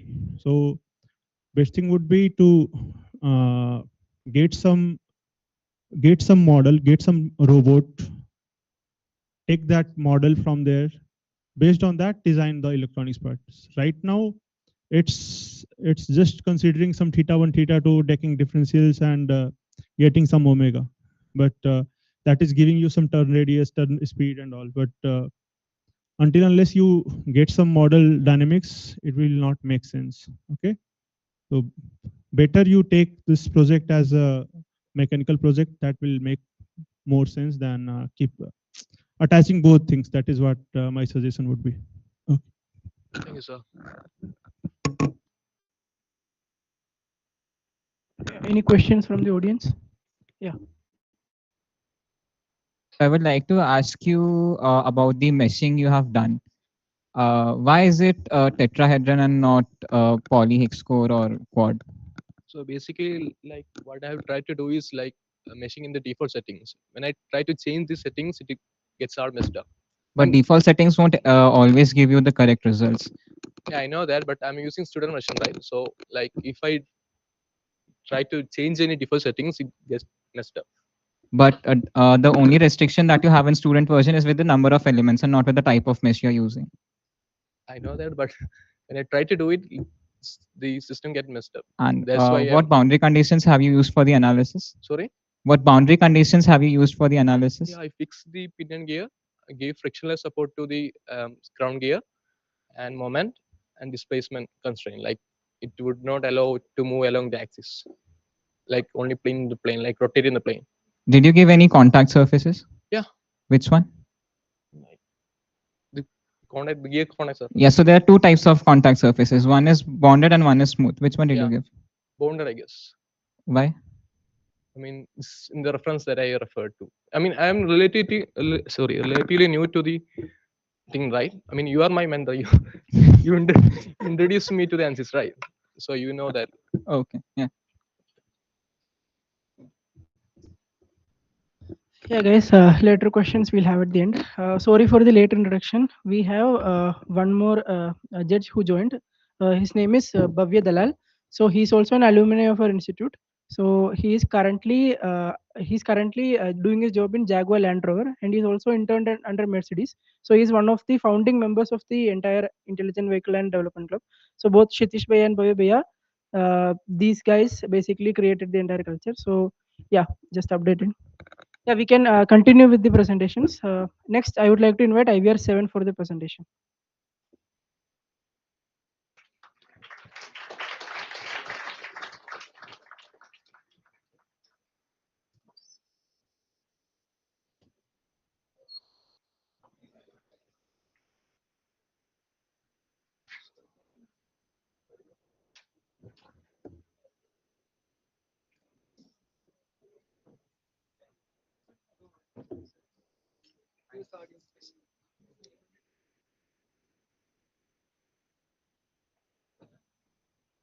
Did you give us access?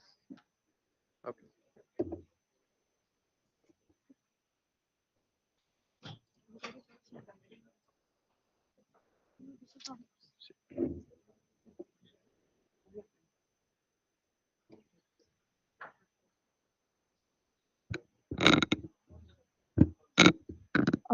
So hello everyone, the mentors, seniors, juniors and the evaluators.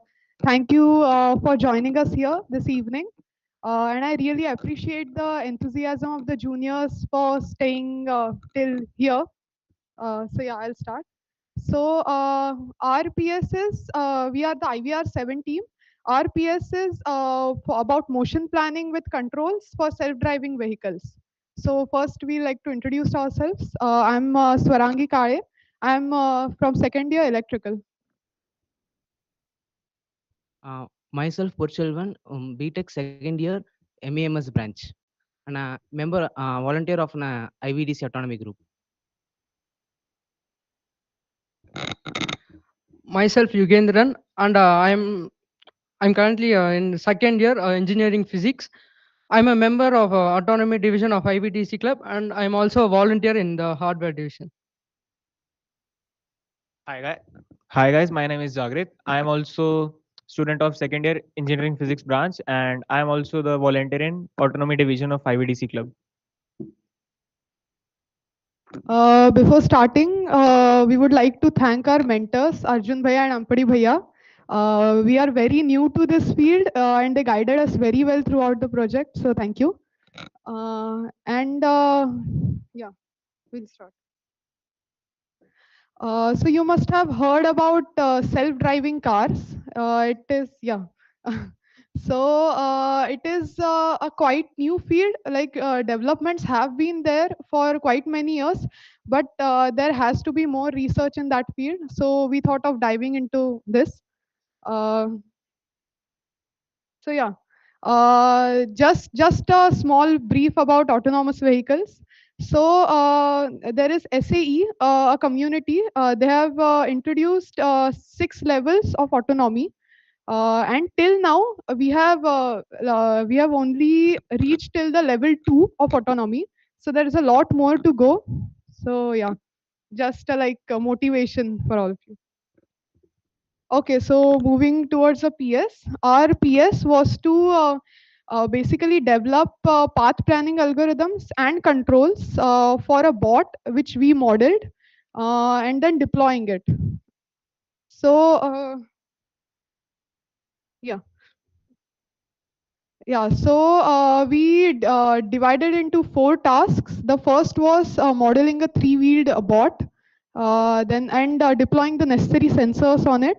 The second part was SLAM, localization and mapping. We were provided with a world file, and we had to map it to later deploy the path planning and control algorithms. The third part was choosing a path planning algorithm and then making the necessary changes, comparing different algorithms and then deploying them. And the fourth part was you actually following the path that was planned and controlling the bot from start to the endpoint. Yeah, so our initial approach was to go step by step for all the four things.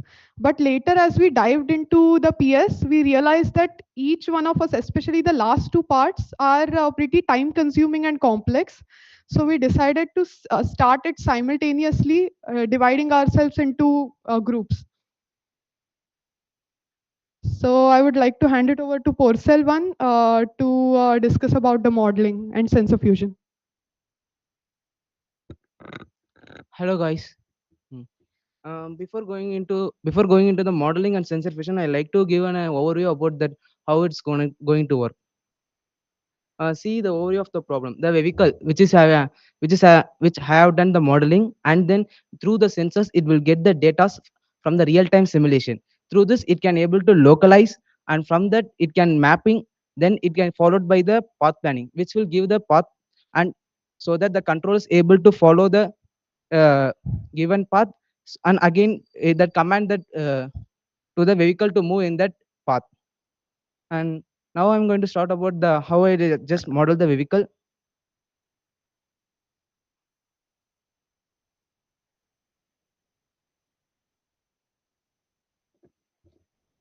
Okay.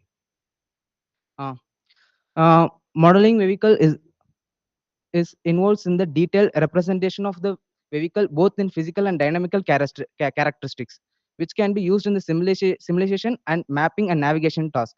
The steps involved in defining the vehicle model in UODF with the physical properties such as mass, dimensions, and uh, rotation orientation of the rotation. And while doing it, then I came into the second parts of controllers, in which I added the two control which help the robot to navigate through the given world. And in this we have actually used the two controllers. One is a gazebo controller, which is suited for the gazebo simulation, and another is a differential drive controller. But it is actually but the differential drive controller is best suited for the controlling, but since it has a drawback because gazebo simulation is updating at 0.001 seconds, and the driver is actually going at 0.01 second, which creates a time lag, so that it can have the error in while modeling while mapping the given world. And also I added the some sensors like a lidar, IMU, and GPS through the plugin. A plugin is that it connects the ROS to work and the gazebo simulator. Then moving to the next part of this was a vehicle which I was modeled using the UODF file.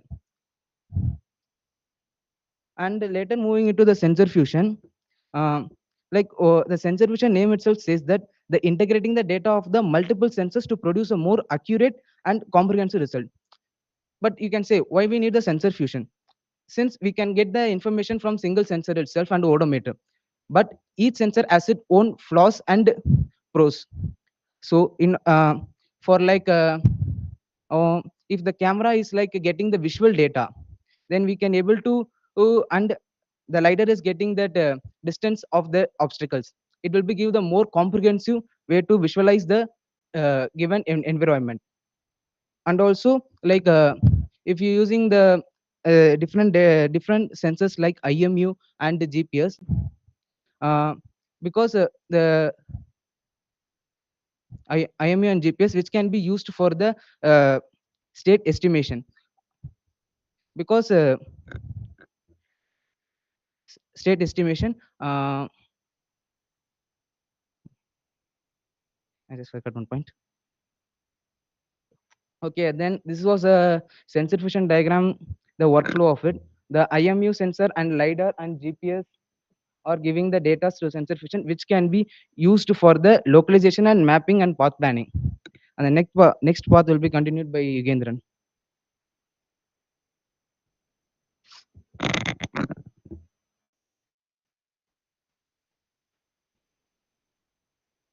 So I'll start with a small introduction of what SLAM is for juniors and for those who want to know.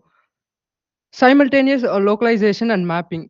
Be it say a robot or an autonomous vehicle, they use this method to uh, map the world in which they are in, while simultaneously trying to estimate their location in the same world.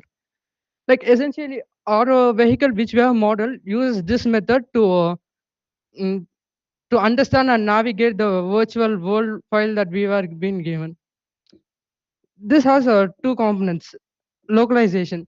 Localization refers to estimation of the position and orientation of the robot or the model vehicle using the data from sensors such as lidar, camera, or even IMU. Now,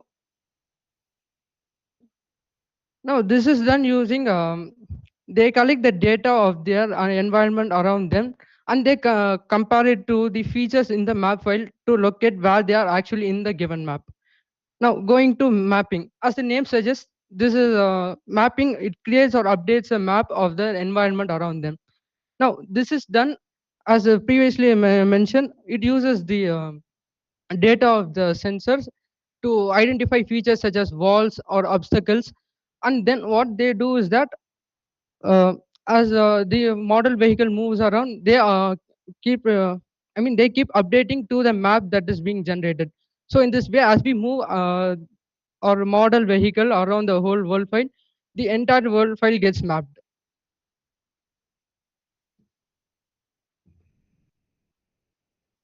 Now we have a video here that illustrates how this SLAM is done on an actual robot in a real world. A small note here, this video is used only for illustrative purpose, that this is used on an actual robot and it provides a 3D map as opposed to what we were doing. Like we were using a virtual environment in Gazebo.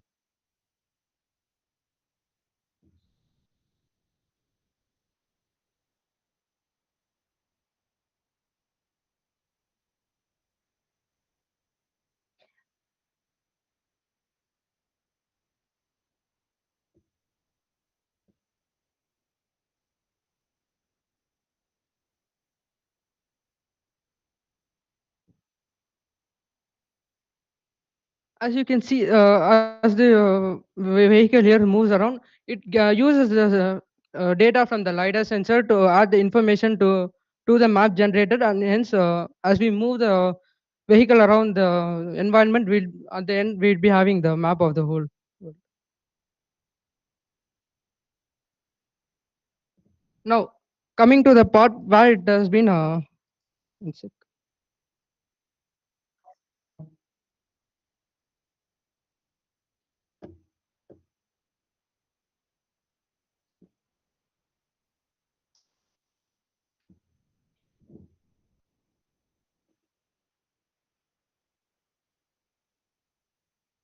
Yeah, coming to the part where this SLAM is been used in ROS2.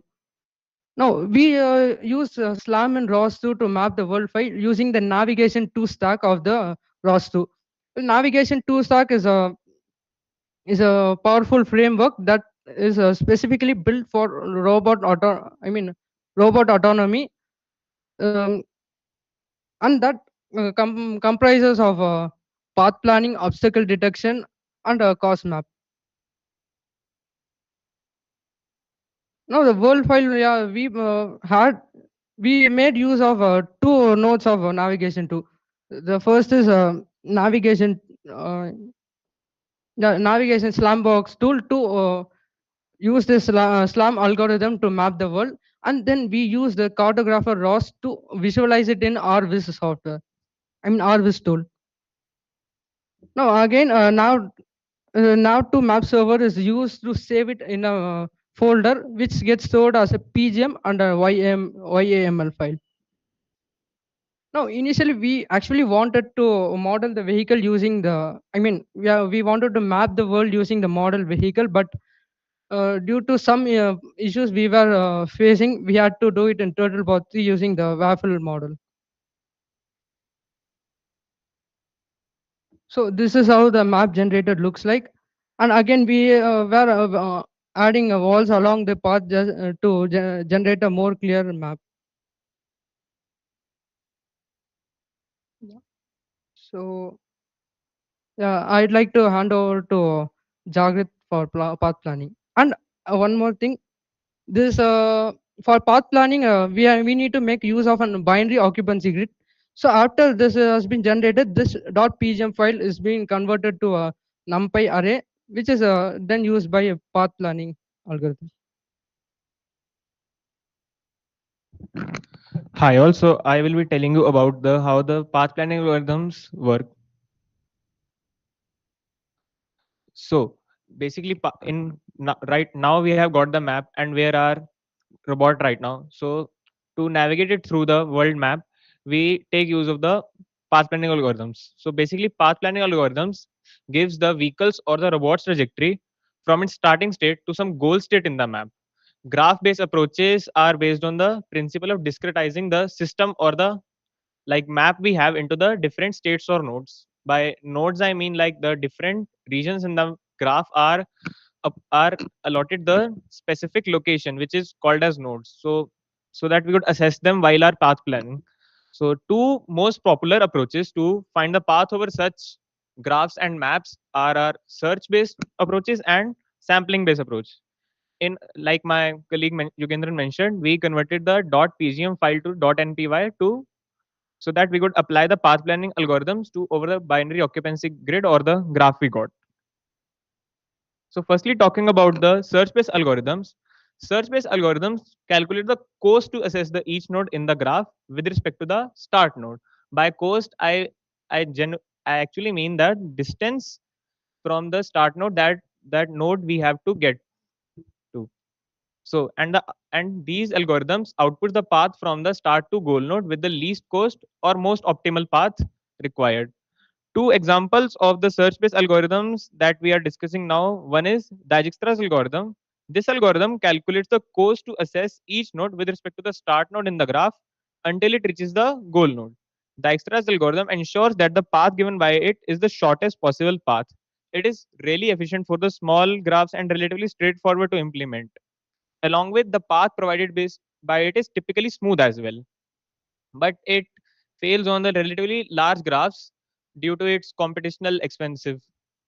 So now coming upon the A star algorithm, A star algorithm actually just builds upon the Dijkstra's algorithm with the addition of a heuristic function. So it calculates the total estimated cost. Like in Dijkstra algorithm, it was just calculating the cost to assess that node, but in A star, it also calculates the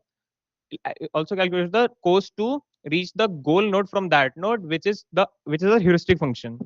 So the node with the lowest total estimated cost is selected for the expansion. It can be faster than the Dijkstra algorithm due to the heuristic, and it is generally also more efficient than it. So here are a few animations which are telling us the differences how the A star and Dijkstra's algorithm work. On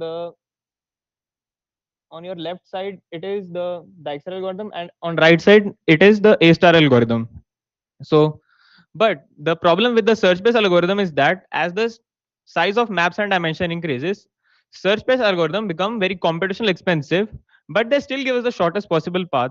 So in situations like this, or when there is a continuous system, we prefer implementing the sampling-based algorithms, which we are discussing ahead. In sampling based algorithms, rather than, as the name suggests, we randomly sample the nodes, but rather than randomly selecting the nodes and make the circle on the path itself, we use the smarter randomization process. And here we are focusing on rapidly exploring random trees. So sampling based algorithms don't require fully exploring the configuration space. It also requires the less, it also there is a typo here. It also requires just the less computational power. So there is an animation here which shows how are the randomly exploring random trees are. So you can see that in this algorithm, we firstly initialize just the start node and then keep sampling the random node in the space, and they connect them to the most appropriate parent while approaching towards the goal node.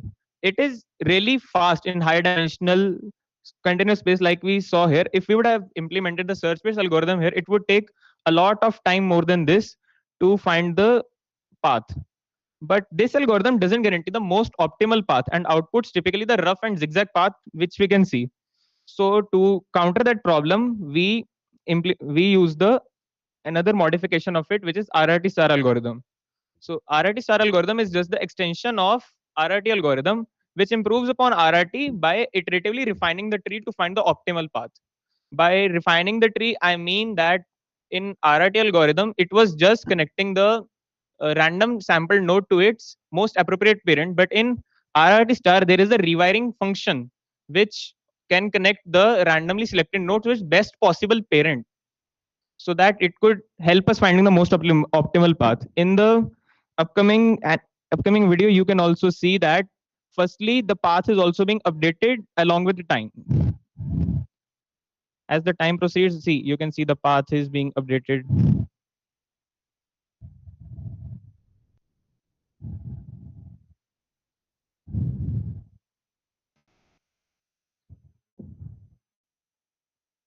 Okay, so this optimizes the path course for each newly added node by considering the alternative routes through the new node. It is actually slower than the RRT due to the additional computation, but gives the asymptotically optimal path, ensures better path quality through this optimization.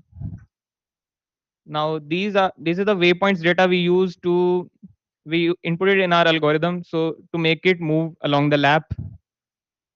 And this is the final output we got of the path.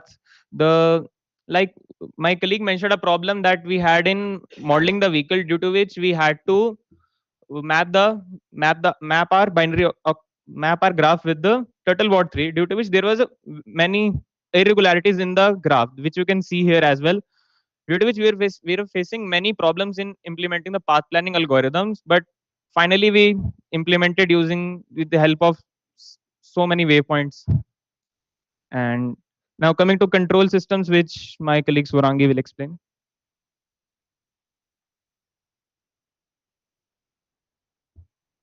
Okay, so you must have heard about the modeling, mapping, and path planning, but the vehicle actually has to move, right? It has to follow the path which has been planned. So to do that, we use controls. So this has two parts. One is following the path which is planned, and like actually inputting the coordinates in that. And the second part is using a controller to a feedback. We have used a feedback controller here to actually see if it is following the path properly or not. Yeah, so this thing works on a control theory. So as you know, this is not on control theory is not only applicable for vehicles. There are many industries where temperatures need to be maintained, pressure needs to be maintained. So there also we need good controllers. So and one of its application is we have used here to follow the path. So commonly used controllers are black box controllers, geometric controllers, and optimal controllers. So here we have implemented the black box controller. Basically, a black box is we have a system, we have inputs and we have outputs, but we don't exactly know what is going on inside. Then it is called a black box. So this is one of the basic approaches we use for controllers. So we have yeah, so this is a like comparison of different control algorithms. You can like go through it for 10 seconds.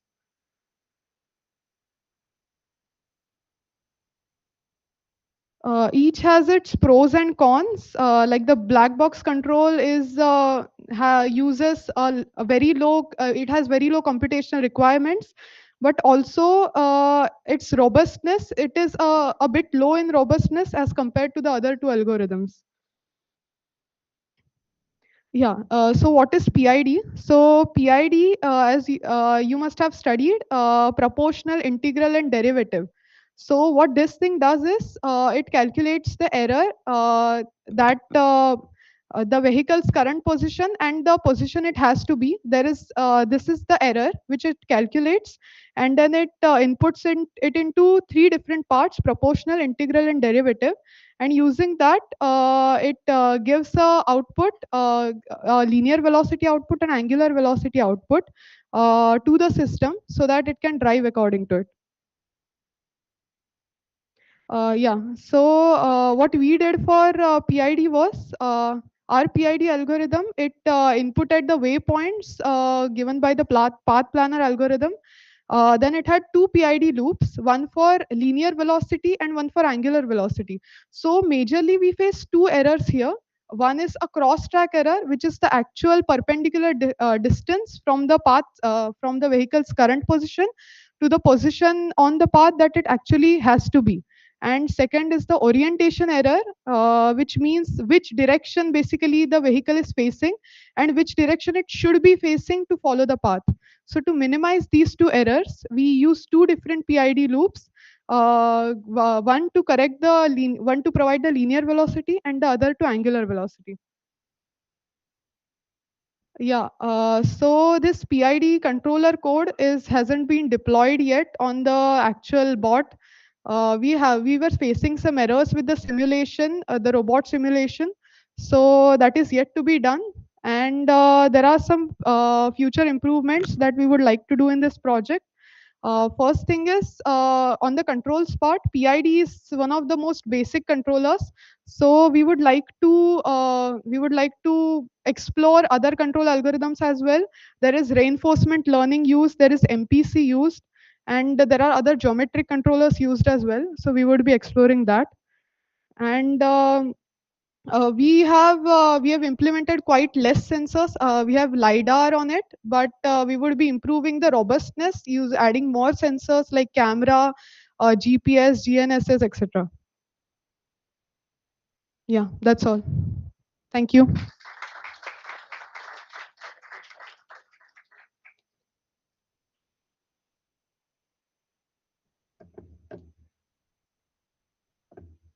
Hello. Bhaiya, you can ask your doubt, like your questions on that. Okay, I'll start with the questions. So, what SLAM algorithm did you use? Is it the same cartographer one? I'm not sure exactly, sir. I think it's a cartographer, Ross. Okay, you use some kind of a package for it, right? Yes, sir. Okay, so like how exactly did you make the map? Did you manually control the robot throughout the course? Yes, sir. That was controlled using this turtle path 3 teleop node. Okay, okay, Yeah. fine. So, okay, in real life, you won't be able to do it. So while you're going, you need to make a map. So just have that in mind. So in that case, it is a little difficult. And coming to the path planning part, you finally used RRT or like RRT star, right? RT star bhaiya. Okay. Uh, that also had some kind of a package in ROS 2, right? Or Yes bhaiya, you yes. implemented it yourself? No, we did our own planning script we wrote. Okay, you implemented it in Python or C++? Python.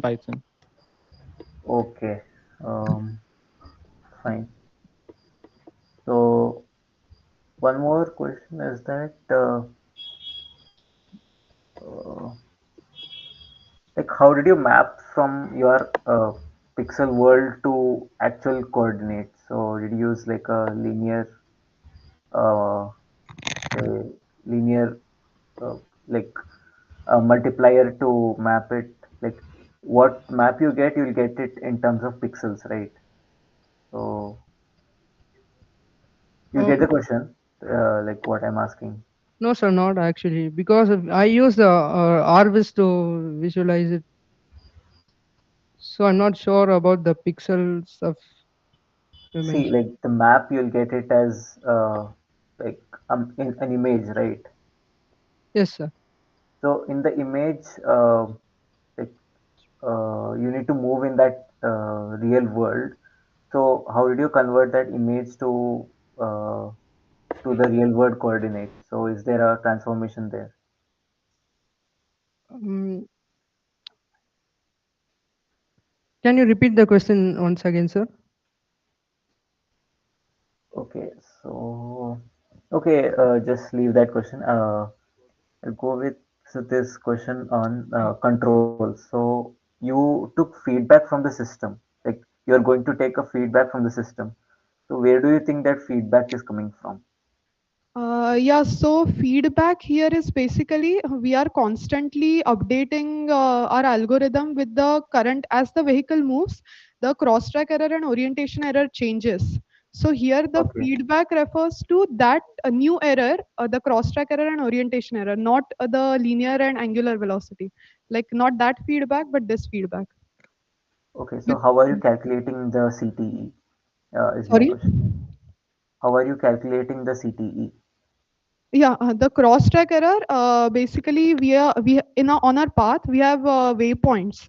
So we are calculating, we have, there's like a radius around the car, and the closest waypoint to it is taken, and then the next waypoint to it, we basically draw a secant, and the perpendicular distance of the car from that secant is calculated. We are taking that as the cross-track error. Okay, for that you'll need the actual position of the car. So what is giving that? Yeah, so odometry, we are taking it from the odometry topic. Okay, odometry means you'll have encoders in your robot, or how is the odometry getting No, processed? there's a odometer on the in the vehicle itself. So it provides the position and orientation data. Okay. Yeah. Yeah, these were my questions. Uh, we can continue. Excuse me, sir.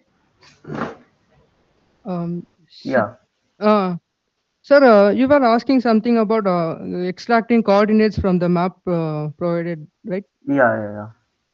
Oh yeah, actually, we converted it into an NPY NumPy array, and then Okay. we extracted it into a.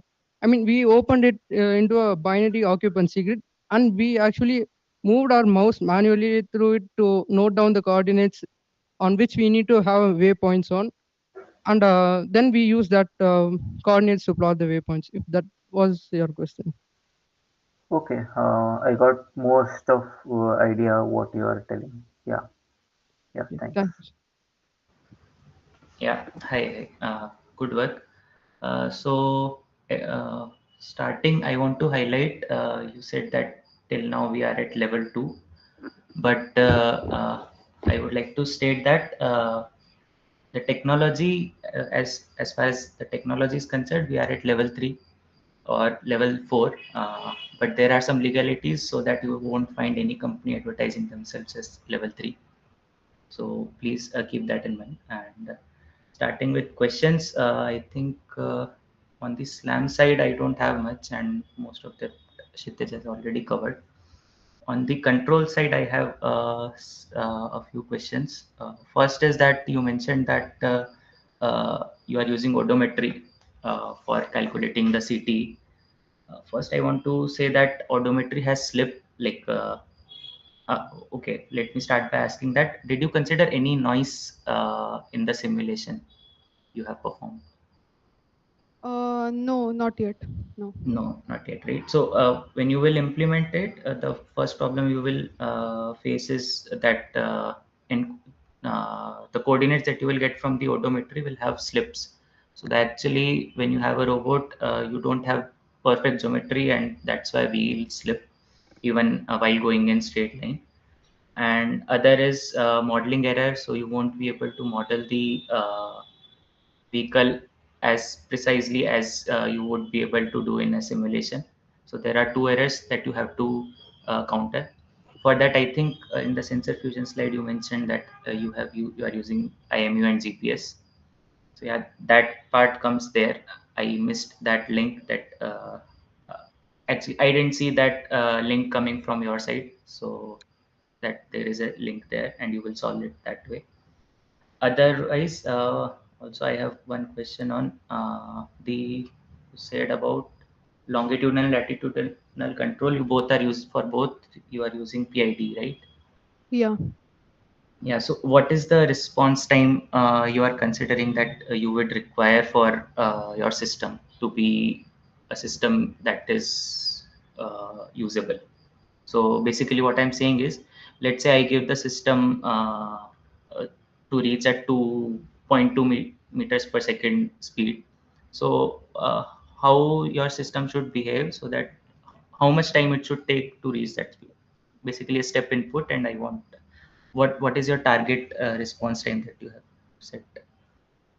Uh, since the deployment is not yet done for the controls part, we are not sure how the controller will actually behave on the model and path planning algorithm.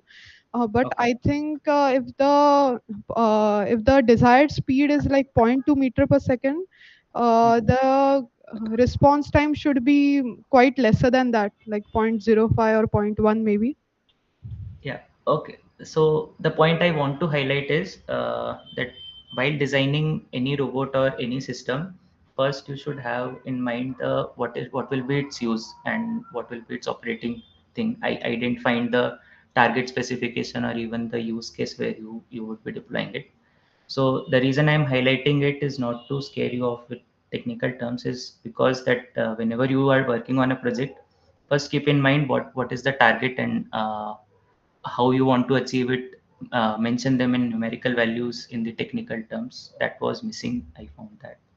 And also yeah I also want to add to every one of you that I didn't find anyone considering noise in their simulation, because if you don't consider noise in your simulation, it's just like solving a mathematical problem uh, in like good looking or 3D. So yeah, that's why my that was from my side. And yeah, actually a good work. You touched many parts of that in very short time. Really appreciate that. Yeah, thank you, Bhaiya. We'll take your inputs into consideration. Thanks a lot. Sure, sure. Bhaiya, you were speaking about the odometer slipping, right? Yes, yes. For that, what I've seen is creating another transform called map and linking it to the odometry, so that how whatever the odometry slips, but it doesn't able to affect in the original map, because uh, it has a transform in the as named as map. So odometer can slip, but map is in the still at the same position. So it's the vehicle is moving with the reference as a map only, Bhaiya, so that we can able to avoid the slipping in the odometry. Okay, so basically you mean to say that you are correcting odometry by using the map data from lidar, or Uh, yeah, Bhaiya. yeah, yeah. That was the link that was missing from the presentation. That you didn't link the odometry with the fusion, or I missed that. That that would be the issue. But yeah, also everywhere the noise is there. That's what I want to say. Even in lidar point, even in the map you have, there is noise. If you don't account for that, you don't know what actually happens and what are the actual problems. Okay, Bhaiya. Yeah, good work, really good work.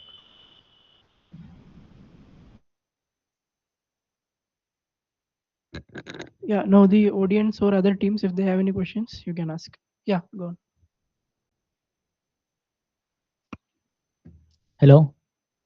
Yeah, in your path planning, how did you do that? Like in RRT sir, it is not avoiding obstacles. So how do you tackle that? What Bhaiya? In your RRT star code application, your path is not avoiding obstacles. It's overriding the No, the it's seeming that it's overriding the obstacles, but if we checked it by zooming, it is actually a bit far from it, and we could adjust it by increasing the vehicle's radius. And also you use 24 or 27 waypoints. How do you defend that it's an autonomous thing? We did that because of the irregularities in the map. The map was going out at many places, so to get just the output of it, we placed that, and we would do the mapping again and use very less waypoints. Did you guys learn about A star? Like, you A-star. have a good idea? A bit. So how do you calculate the heuristic function for the vehicle to move in any direction? Like, I didn't get your question. Like, you know what a heuristic function is, right? Yes. So how do you calculate that? Like, we have already inputted the goal node and the start node. Okay. So the A star simultaneously calculates the course to reach from that node to the goal node. Yeah, that's correct. But it's, you even mentioned it's an approximation, no? Heuristic function. Yeah, kind of. So how are you calculating that? Okay, that's okay. It's basically the distance formula. I just wanted to know that. And also RRT star.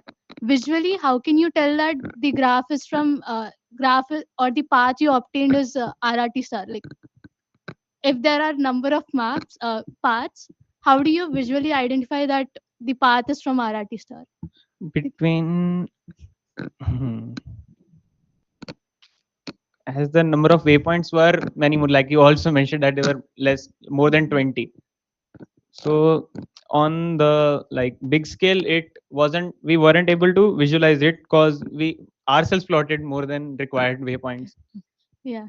Okay. It's actually a fan structure. It's just an input. You guys can know it. Yeah. That's it. You can ask.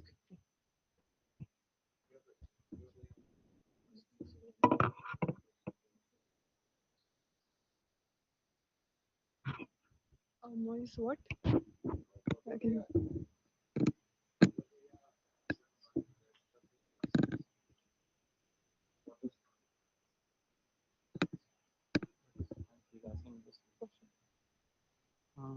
But yeah, for now I'm just doing. While actually I seen some online resources to avoid that odometry slipping. What they did is, for now I seen that much slipping, that much noise only. But while adding sensors, I also get to know that they are also producing some noise by inbuilt, which can be reduced with a Kalman filter, which I didn't even implement it. I'm just studying the theory right now. And about the map, the odometer slipping. In Gazebo, if I was giving the command from the teleop to run it to 2 meters, but if I was in a visualizing an Orbis, it was run up to 1.8 meters. That was the slippage. So what I did is, instead of that odometer getting slip from one point to another point, we can create another transform which is called as map, which is fixed in the with reference to the map, and odometer is connected to that, so that it has smooth transformations. And from odometer, no, it has jump transformators. Odometer is jumping, so it has jump transformers, and from odometry to the vehicle, it has smooth transformers. So however the odometer is getting jumped, since we are having the map as a frame which is fixed, we can use the map frame to map the whole world, Bhaiya, so that we won't get like any noises in the like getting the data from the lidar. Regarding the juniors doubts, like specifically onto the algorithms, we'll like clear your doubts towards the end of the session. Now we have just one more team remaining, and yeah, they are the final team and they have done a great job. So firstly, I would like to thank the entire juniors who are staying here till the end. Please stay till one more presentation. So yeah, so the next team can present.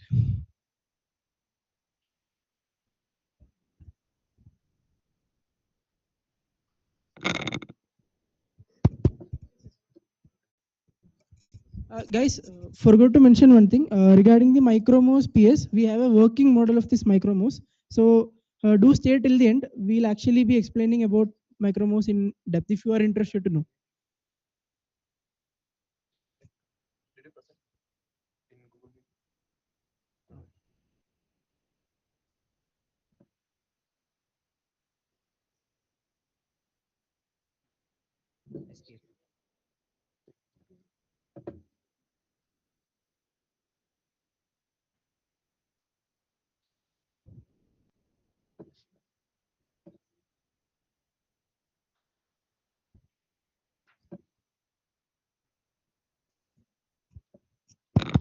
Good evening, everyone.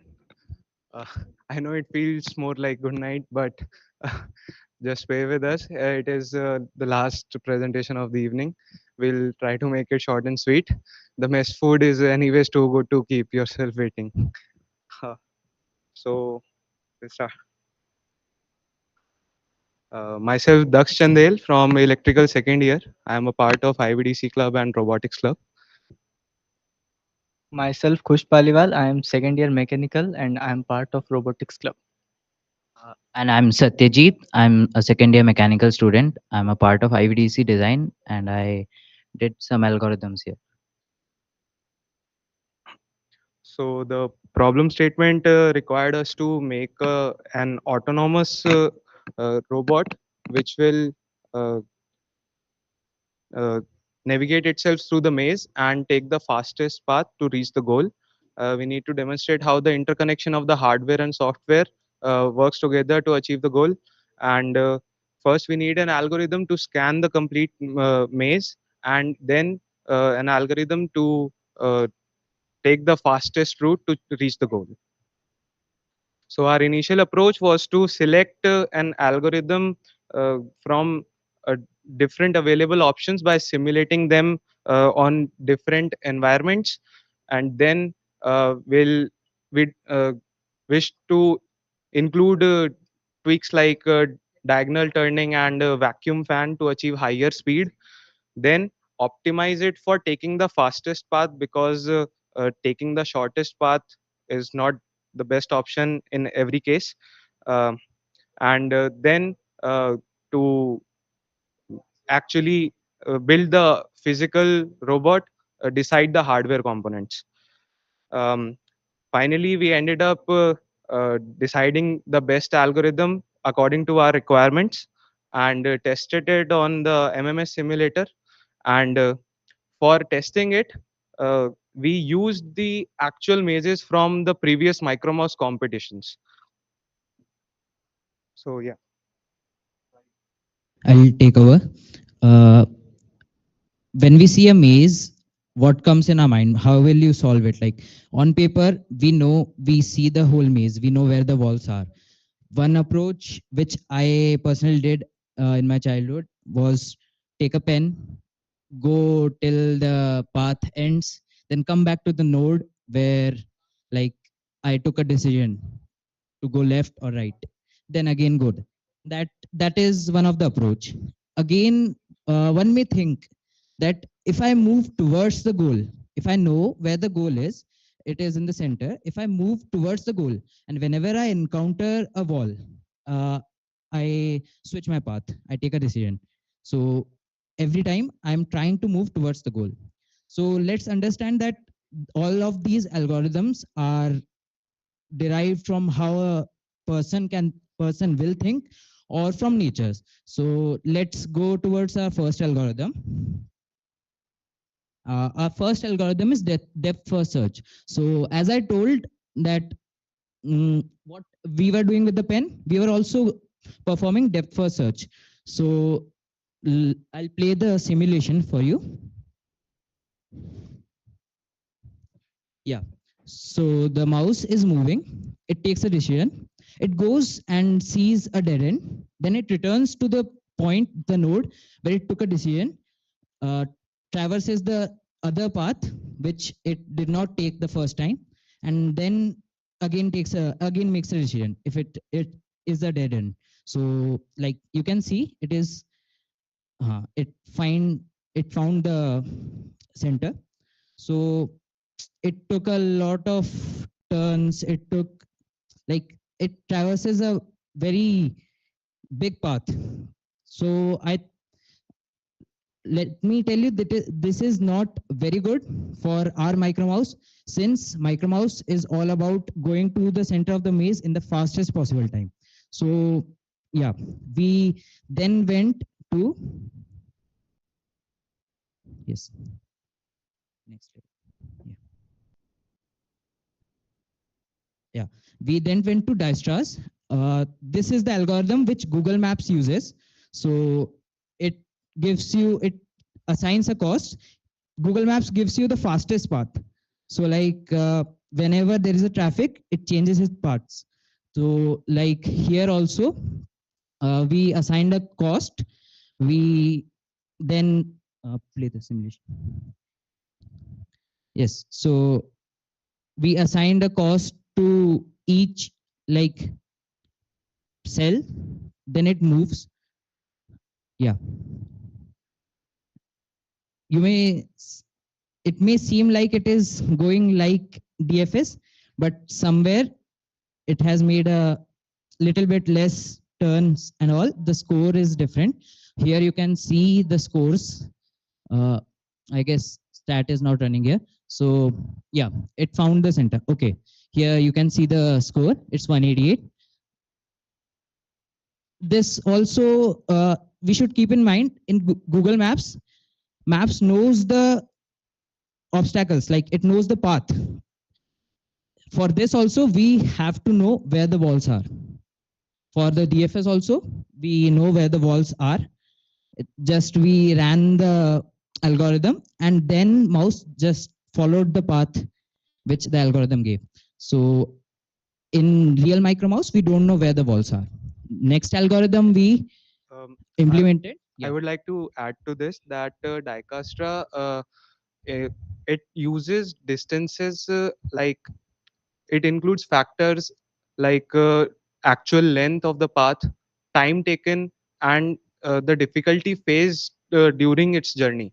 So according to that, it updates the path. Just like Google Map, if there's traffic on one path, it will accordingly update. So like that. Moving on to the next algorithm. Yeah, shortly I'll tell you why we discarded these algorithms. Next, we'll go to A-star algorithm. So here, as you were listening from each and every team A-star algorithm, we assign a heuristic function and it calculates the Manhattan distance and moves accordingly. So you can see the simulation here. Yes. So here also it's trying to go towards the center. Actually, it doesn't know where the walls are because in the competition, we are shown the maze just before our run and we can't update our algorithm. So we have to dynamically update our algorithm. Yeah, so it tried to go towards the center, but then found a wall and didn't go there. Yeah. Okay, so those are the stats. Its score is 243. It took much turns. Now we'll go towards flood fill algorithm. One more thing I would like to add to this, that you are hearing heuristic function from the starting, but you were not able to understand it completely. So for the A-star algorithm, there is this real cost and heuristic cost. There are two functions, Gn and Hn. So real cost is how much path the micro mouse has traveled, and heuristic cost is its current position and the final goal position. It ignores all the walls. It's like there is no wall. It considers and then it takes a straight path to the goal, and then it measures that distance. That's the heuristic cost. And A-star algorithm checks while moving to the next cell. It checks that which cell has less heuristic cost, so it increases the chance of moving towards the goal. Okay, thank you, Kush. The next slide. Okay, so let me give you a background of flood fill. Flood fill is not a maze traversing algorithm. It is a distance calculating algorithm. So what happens is from here, we put water. If we put water, it will flow towards this end, that end, that end, that end equally without walls. If there are no walls, it will move everywhere equally. Water put here. So first we give these cells 0, 0, 0. Then once if we go to this cell, it is at a distance 1 from the center cell. So it assigns 1 to that. Now what happens? Please play the simulation. So when the bot starts here, it only knows this wall. So all of these distances are assigned normally. like 1 1 1 1 2 2 2 2 2, like that. But when here it goes, this algorithm dynamically calculates distances as the mouse move. So when it comes here, it knows these many walls. So it will calculate distance again. After each cell, it will calculate distance again. This algorithm will work okay-ish when for first time, but next, yeah. When I add a return trip, so when it is returning from the center to the start, there is a rule in IEEE micro mouse competition that you cannot pick your mouse from the center. It has to come back to the start point from the center cell. So we utilize that part to calculate another path. So now it has stored these walls, those red ones, it has stored. And once it reaches the center, it will recalculate the distance. Now it takes another path, which is it is trying to go towards the start, disregarding all the walls. Once it finds, it takes another path. Yeah. It will again go. It is trying to go towards the center with the smallest distance, but then it finds the wall, finds a wall, finds a wall, again changes the distance, goes there.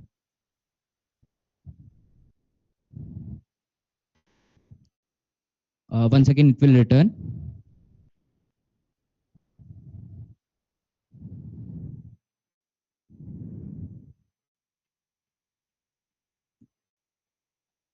This time, it is following the shortest path. So now it will go from the start to the goal, following the shortest path. Found the shortest path. Yeah, in this maze, it took a lot of time. It had to search the whole maze approximately. We'll show you another simulation of flood fill. So we can see here it scanned the maze in two trips and return trips, and then it calculate the shortest path. So the maze searching time is more, but it resulted in finding the shortest path. So the final score here you can see is pretty low compared to There. the previous algorithm. 160.5. Yeah. So this is a comparison chart. You may read it. It's like DFS is simple to implement, but not guaranteed to find the shortest path in one run.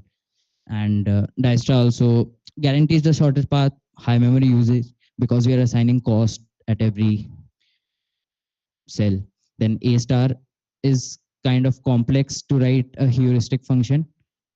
Flood fill, on the other hand, dynamically changes to adapts to our maze. It is easy to write because it is only calculating the Manhattan distances. After each wall encounter, it is again calculating the Manhattan distances. So yeah, that's why we chose flood fill. This is the chart. A complexity of program, shortest path guarantee, maze searching time, efficiency. So yeah, flood fill is best. Now for the optimization part, there is a thing called, in micro mouse, you have to reach to the center in the fastest possible manner. So like, you don't have to take the shortest path. You have to take the fastest path. And once a bot has started accelerating, stopping and taking a turn takes time.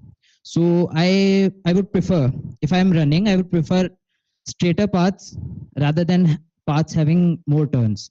So I tried to implement that. I added a 0.5 extra distance when it has to take a turn, and 0.1 for each straight path cell. So we'll see the simulation.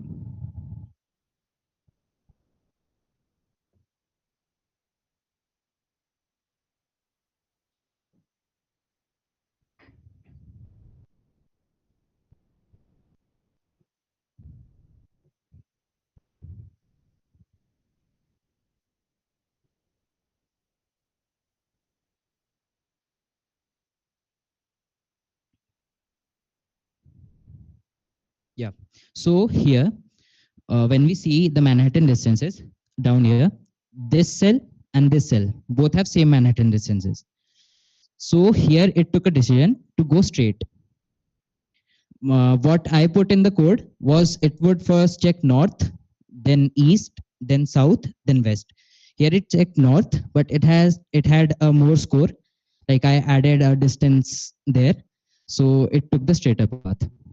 And from here, if it would accelerate this much, that would significantly reduce time rather than taking a turn here. So this was the optimization. Uh, Here in some of the mazes, it was not significant, but yeah, this maze particularly, it gave a better score. So I showed this. Now next slide. And we can see here that ignores this area because it doesn't lead to the goal. So it is avoiding the irrelevant areas of the maze. And we'll see a better example in the next simulation. Yeah, so mostly it won't have to search the whole maze to get that.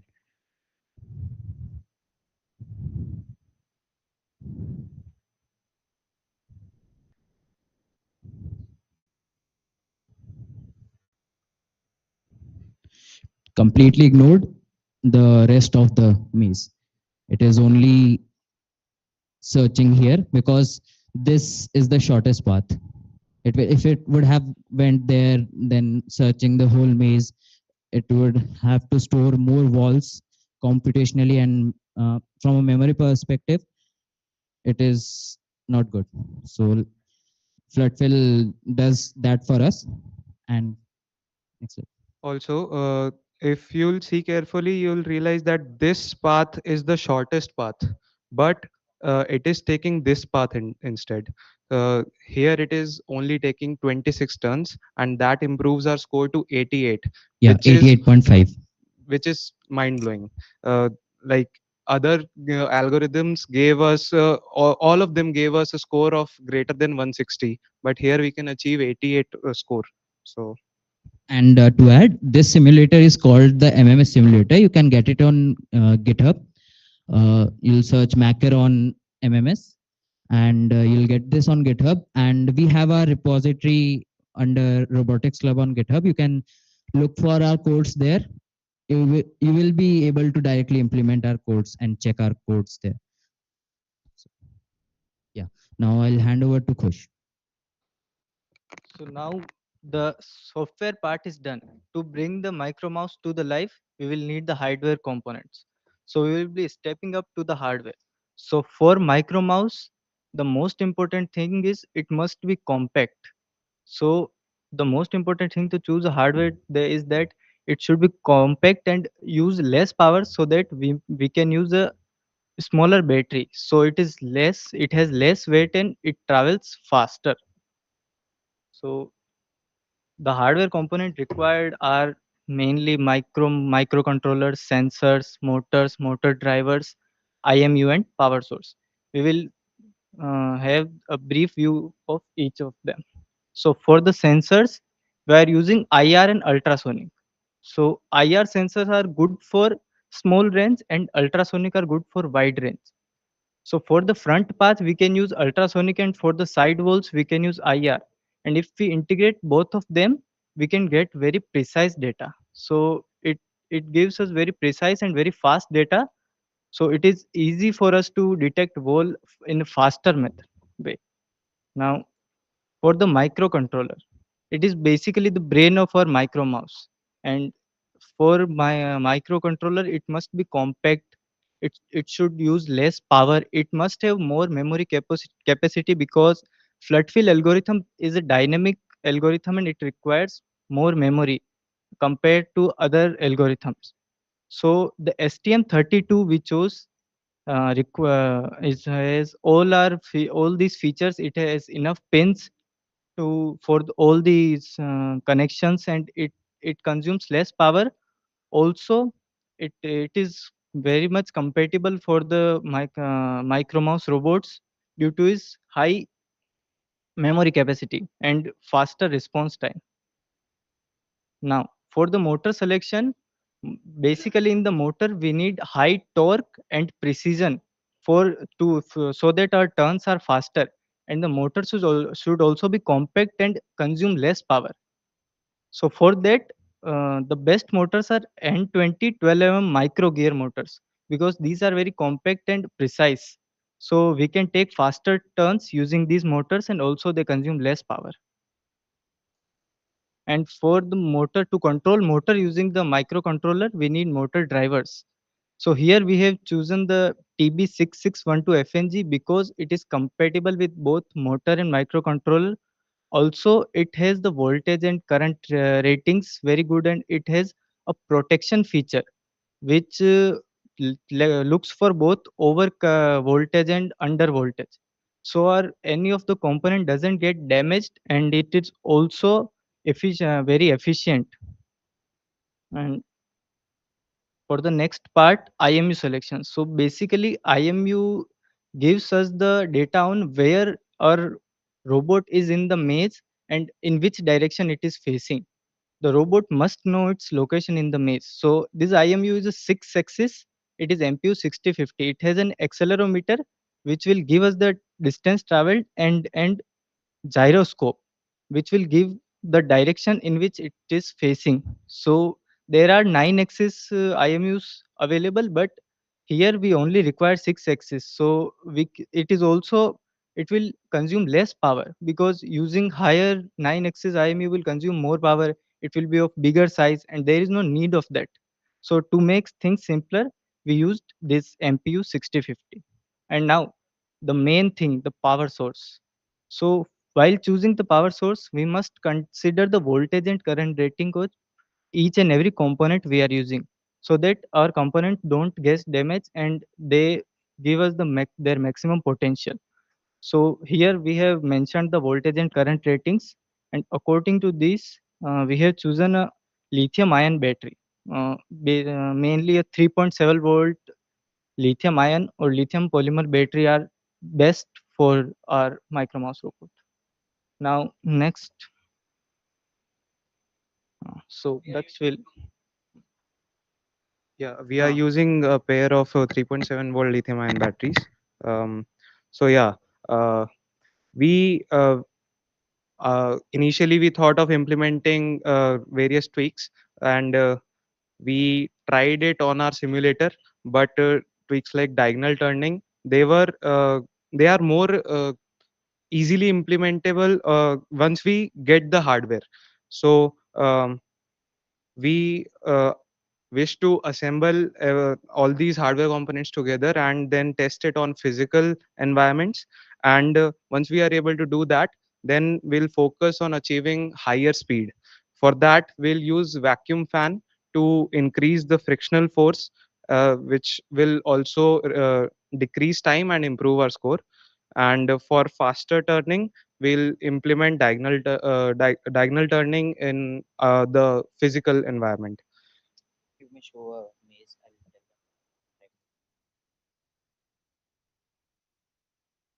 them. Why we need diagonal turning is, once the bot is here, it will go like this. But if we have diagonal turning, it will go in a smooth path like this, straight path. So it is not taking turns, it is taking a straighter path. So that is why diagonal turning is important. But in MMS simulator, there is a function defined turn 45. I tried to implement that, but I think the author did not define the function properly. So yeah, it was not working, the turn 45. Here I wasn't able to simulate it.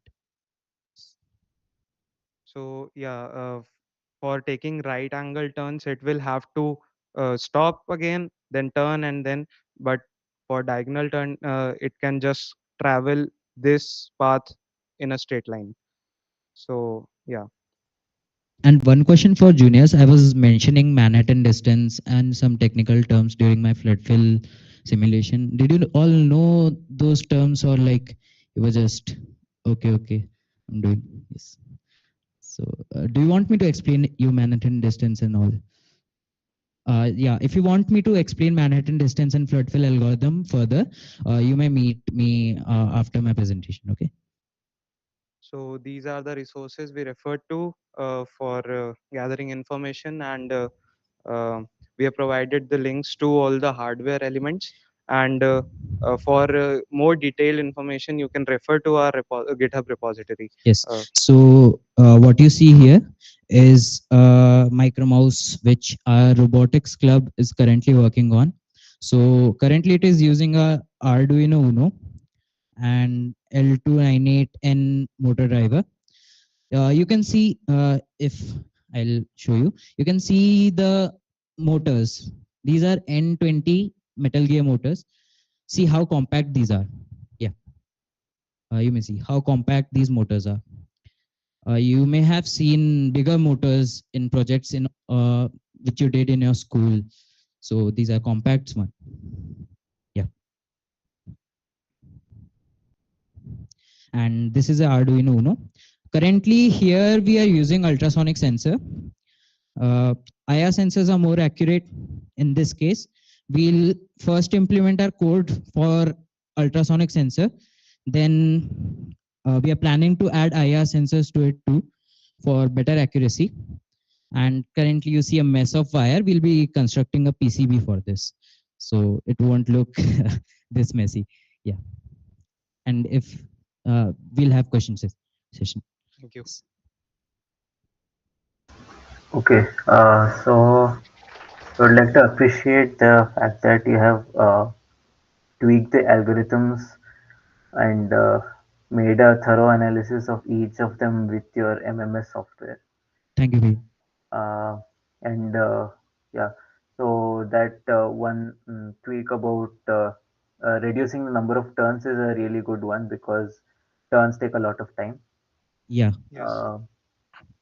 Secondly, what do you think the challenges will be when you are implementing it in a hardware mode? I mean, in physical mode. One challenge was dynamic memory for this Arduino Uno, which I showed them.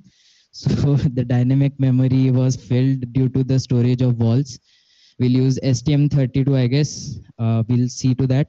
Further, integrating these ultrasonic sensors and getting the data accurately for timely turns is quite challenging, I think.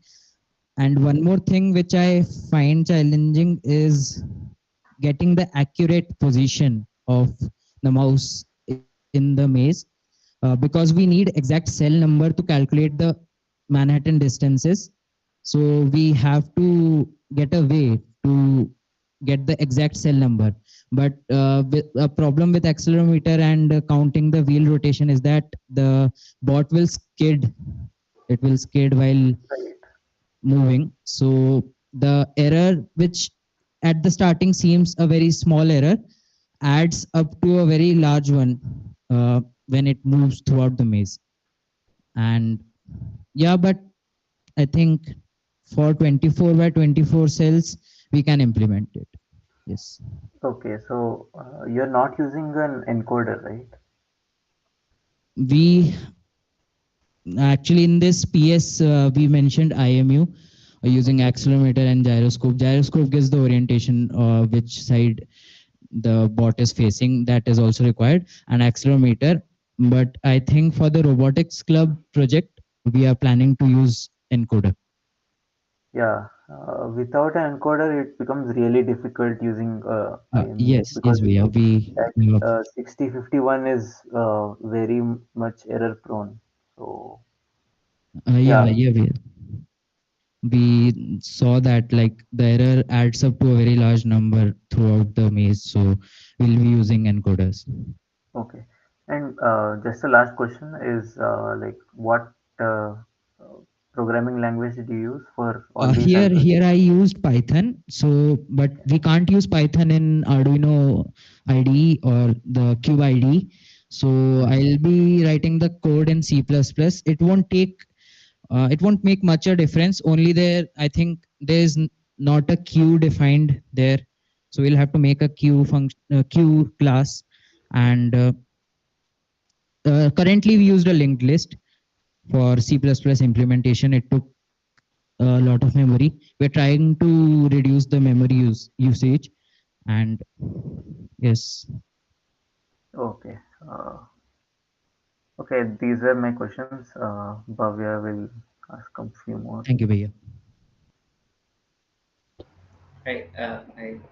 Yeah, really good work, and uh, you made something on the hardware side. That's also a very good experience for you.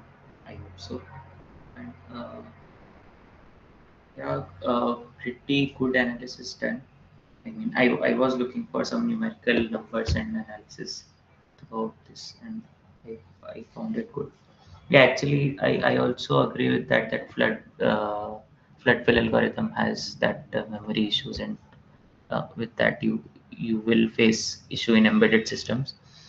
Uh, Also, I want to suggest one thing, that you can use like two perpendicular drives to follow that grid kind of paths, so that right and left turn are taken care by one shaft, and the other one the straight top and bottom motion by other shaft. So is it Okay, Bhaiya. possible? Does it fall in the guidelines of Uh, micromouse and Currently, Bhaiya, our recent goal is to make the bot run okay. without diagonal Yeah. implementation. Like it is facing bit problem. So our Mhm. current goal is to make it run. Once it runs properly, we'll try to implement. And I like to connect with you regarding these things. Sure, sure, So sure. I love to do it. Yeah. Also, I would suggest lipo battery rather than lithium ion battery if you want to get I mean, quicker turns. Marginally, it helps because the current profile is sharper for lipo battery than in lithium ion battery. Yes, Bhaiya. I think the sizes also are smaller for lipo battery. Yes, We yes, can get yes. smaller size battery. Yeah, we considered that. I think for PS we made lithium ion, but we'll consider Yeah, liquid battery. that's all. I'm just suggesting something that you will find eventually, but I'm just mentioning Yeah, thank you so much, Priya.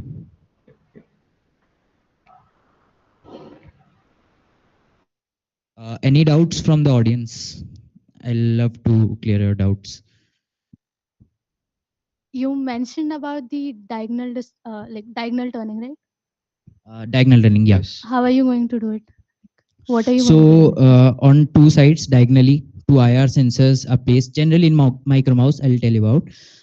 There are two sensors placed, so it calculates the distance from the edge, and accordingly the code has to be manipulated to move. Okay, like what are you going to do in the code? Like you have some idea So about it? currently we don't have a solid plan regarding that, actually, because our main motive was to run a micro mouse. And if the micro mouse is not running, what use is diagonal turning? Yes. So currently we don't have a solid plan. I'll be studying these things. Any more questions? Any other doubts regarding the algorithms which I talked about, flood fill? If any junior has a doubt, you can ask me anytime. If you are interested, you can also DM. No doubts? Thank you so much. Thank you so much.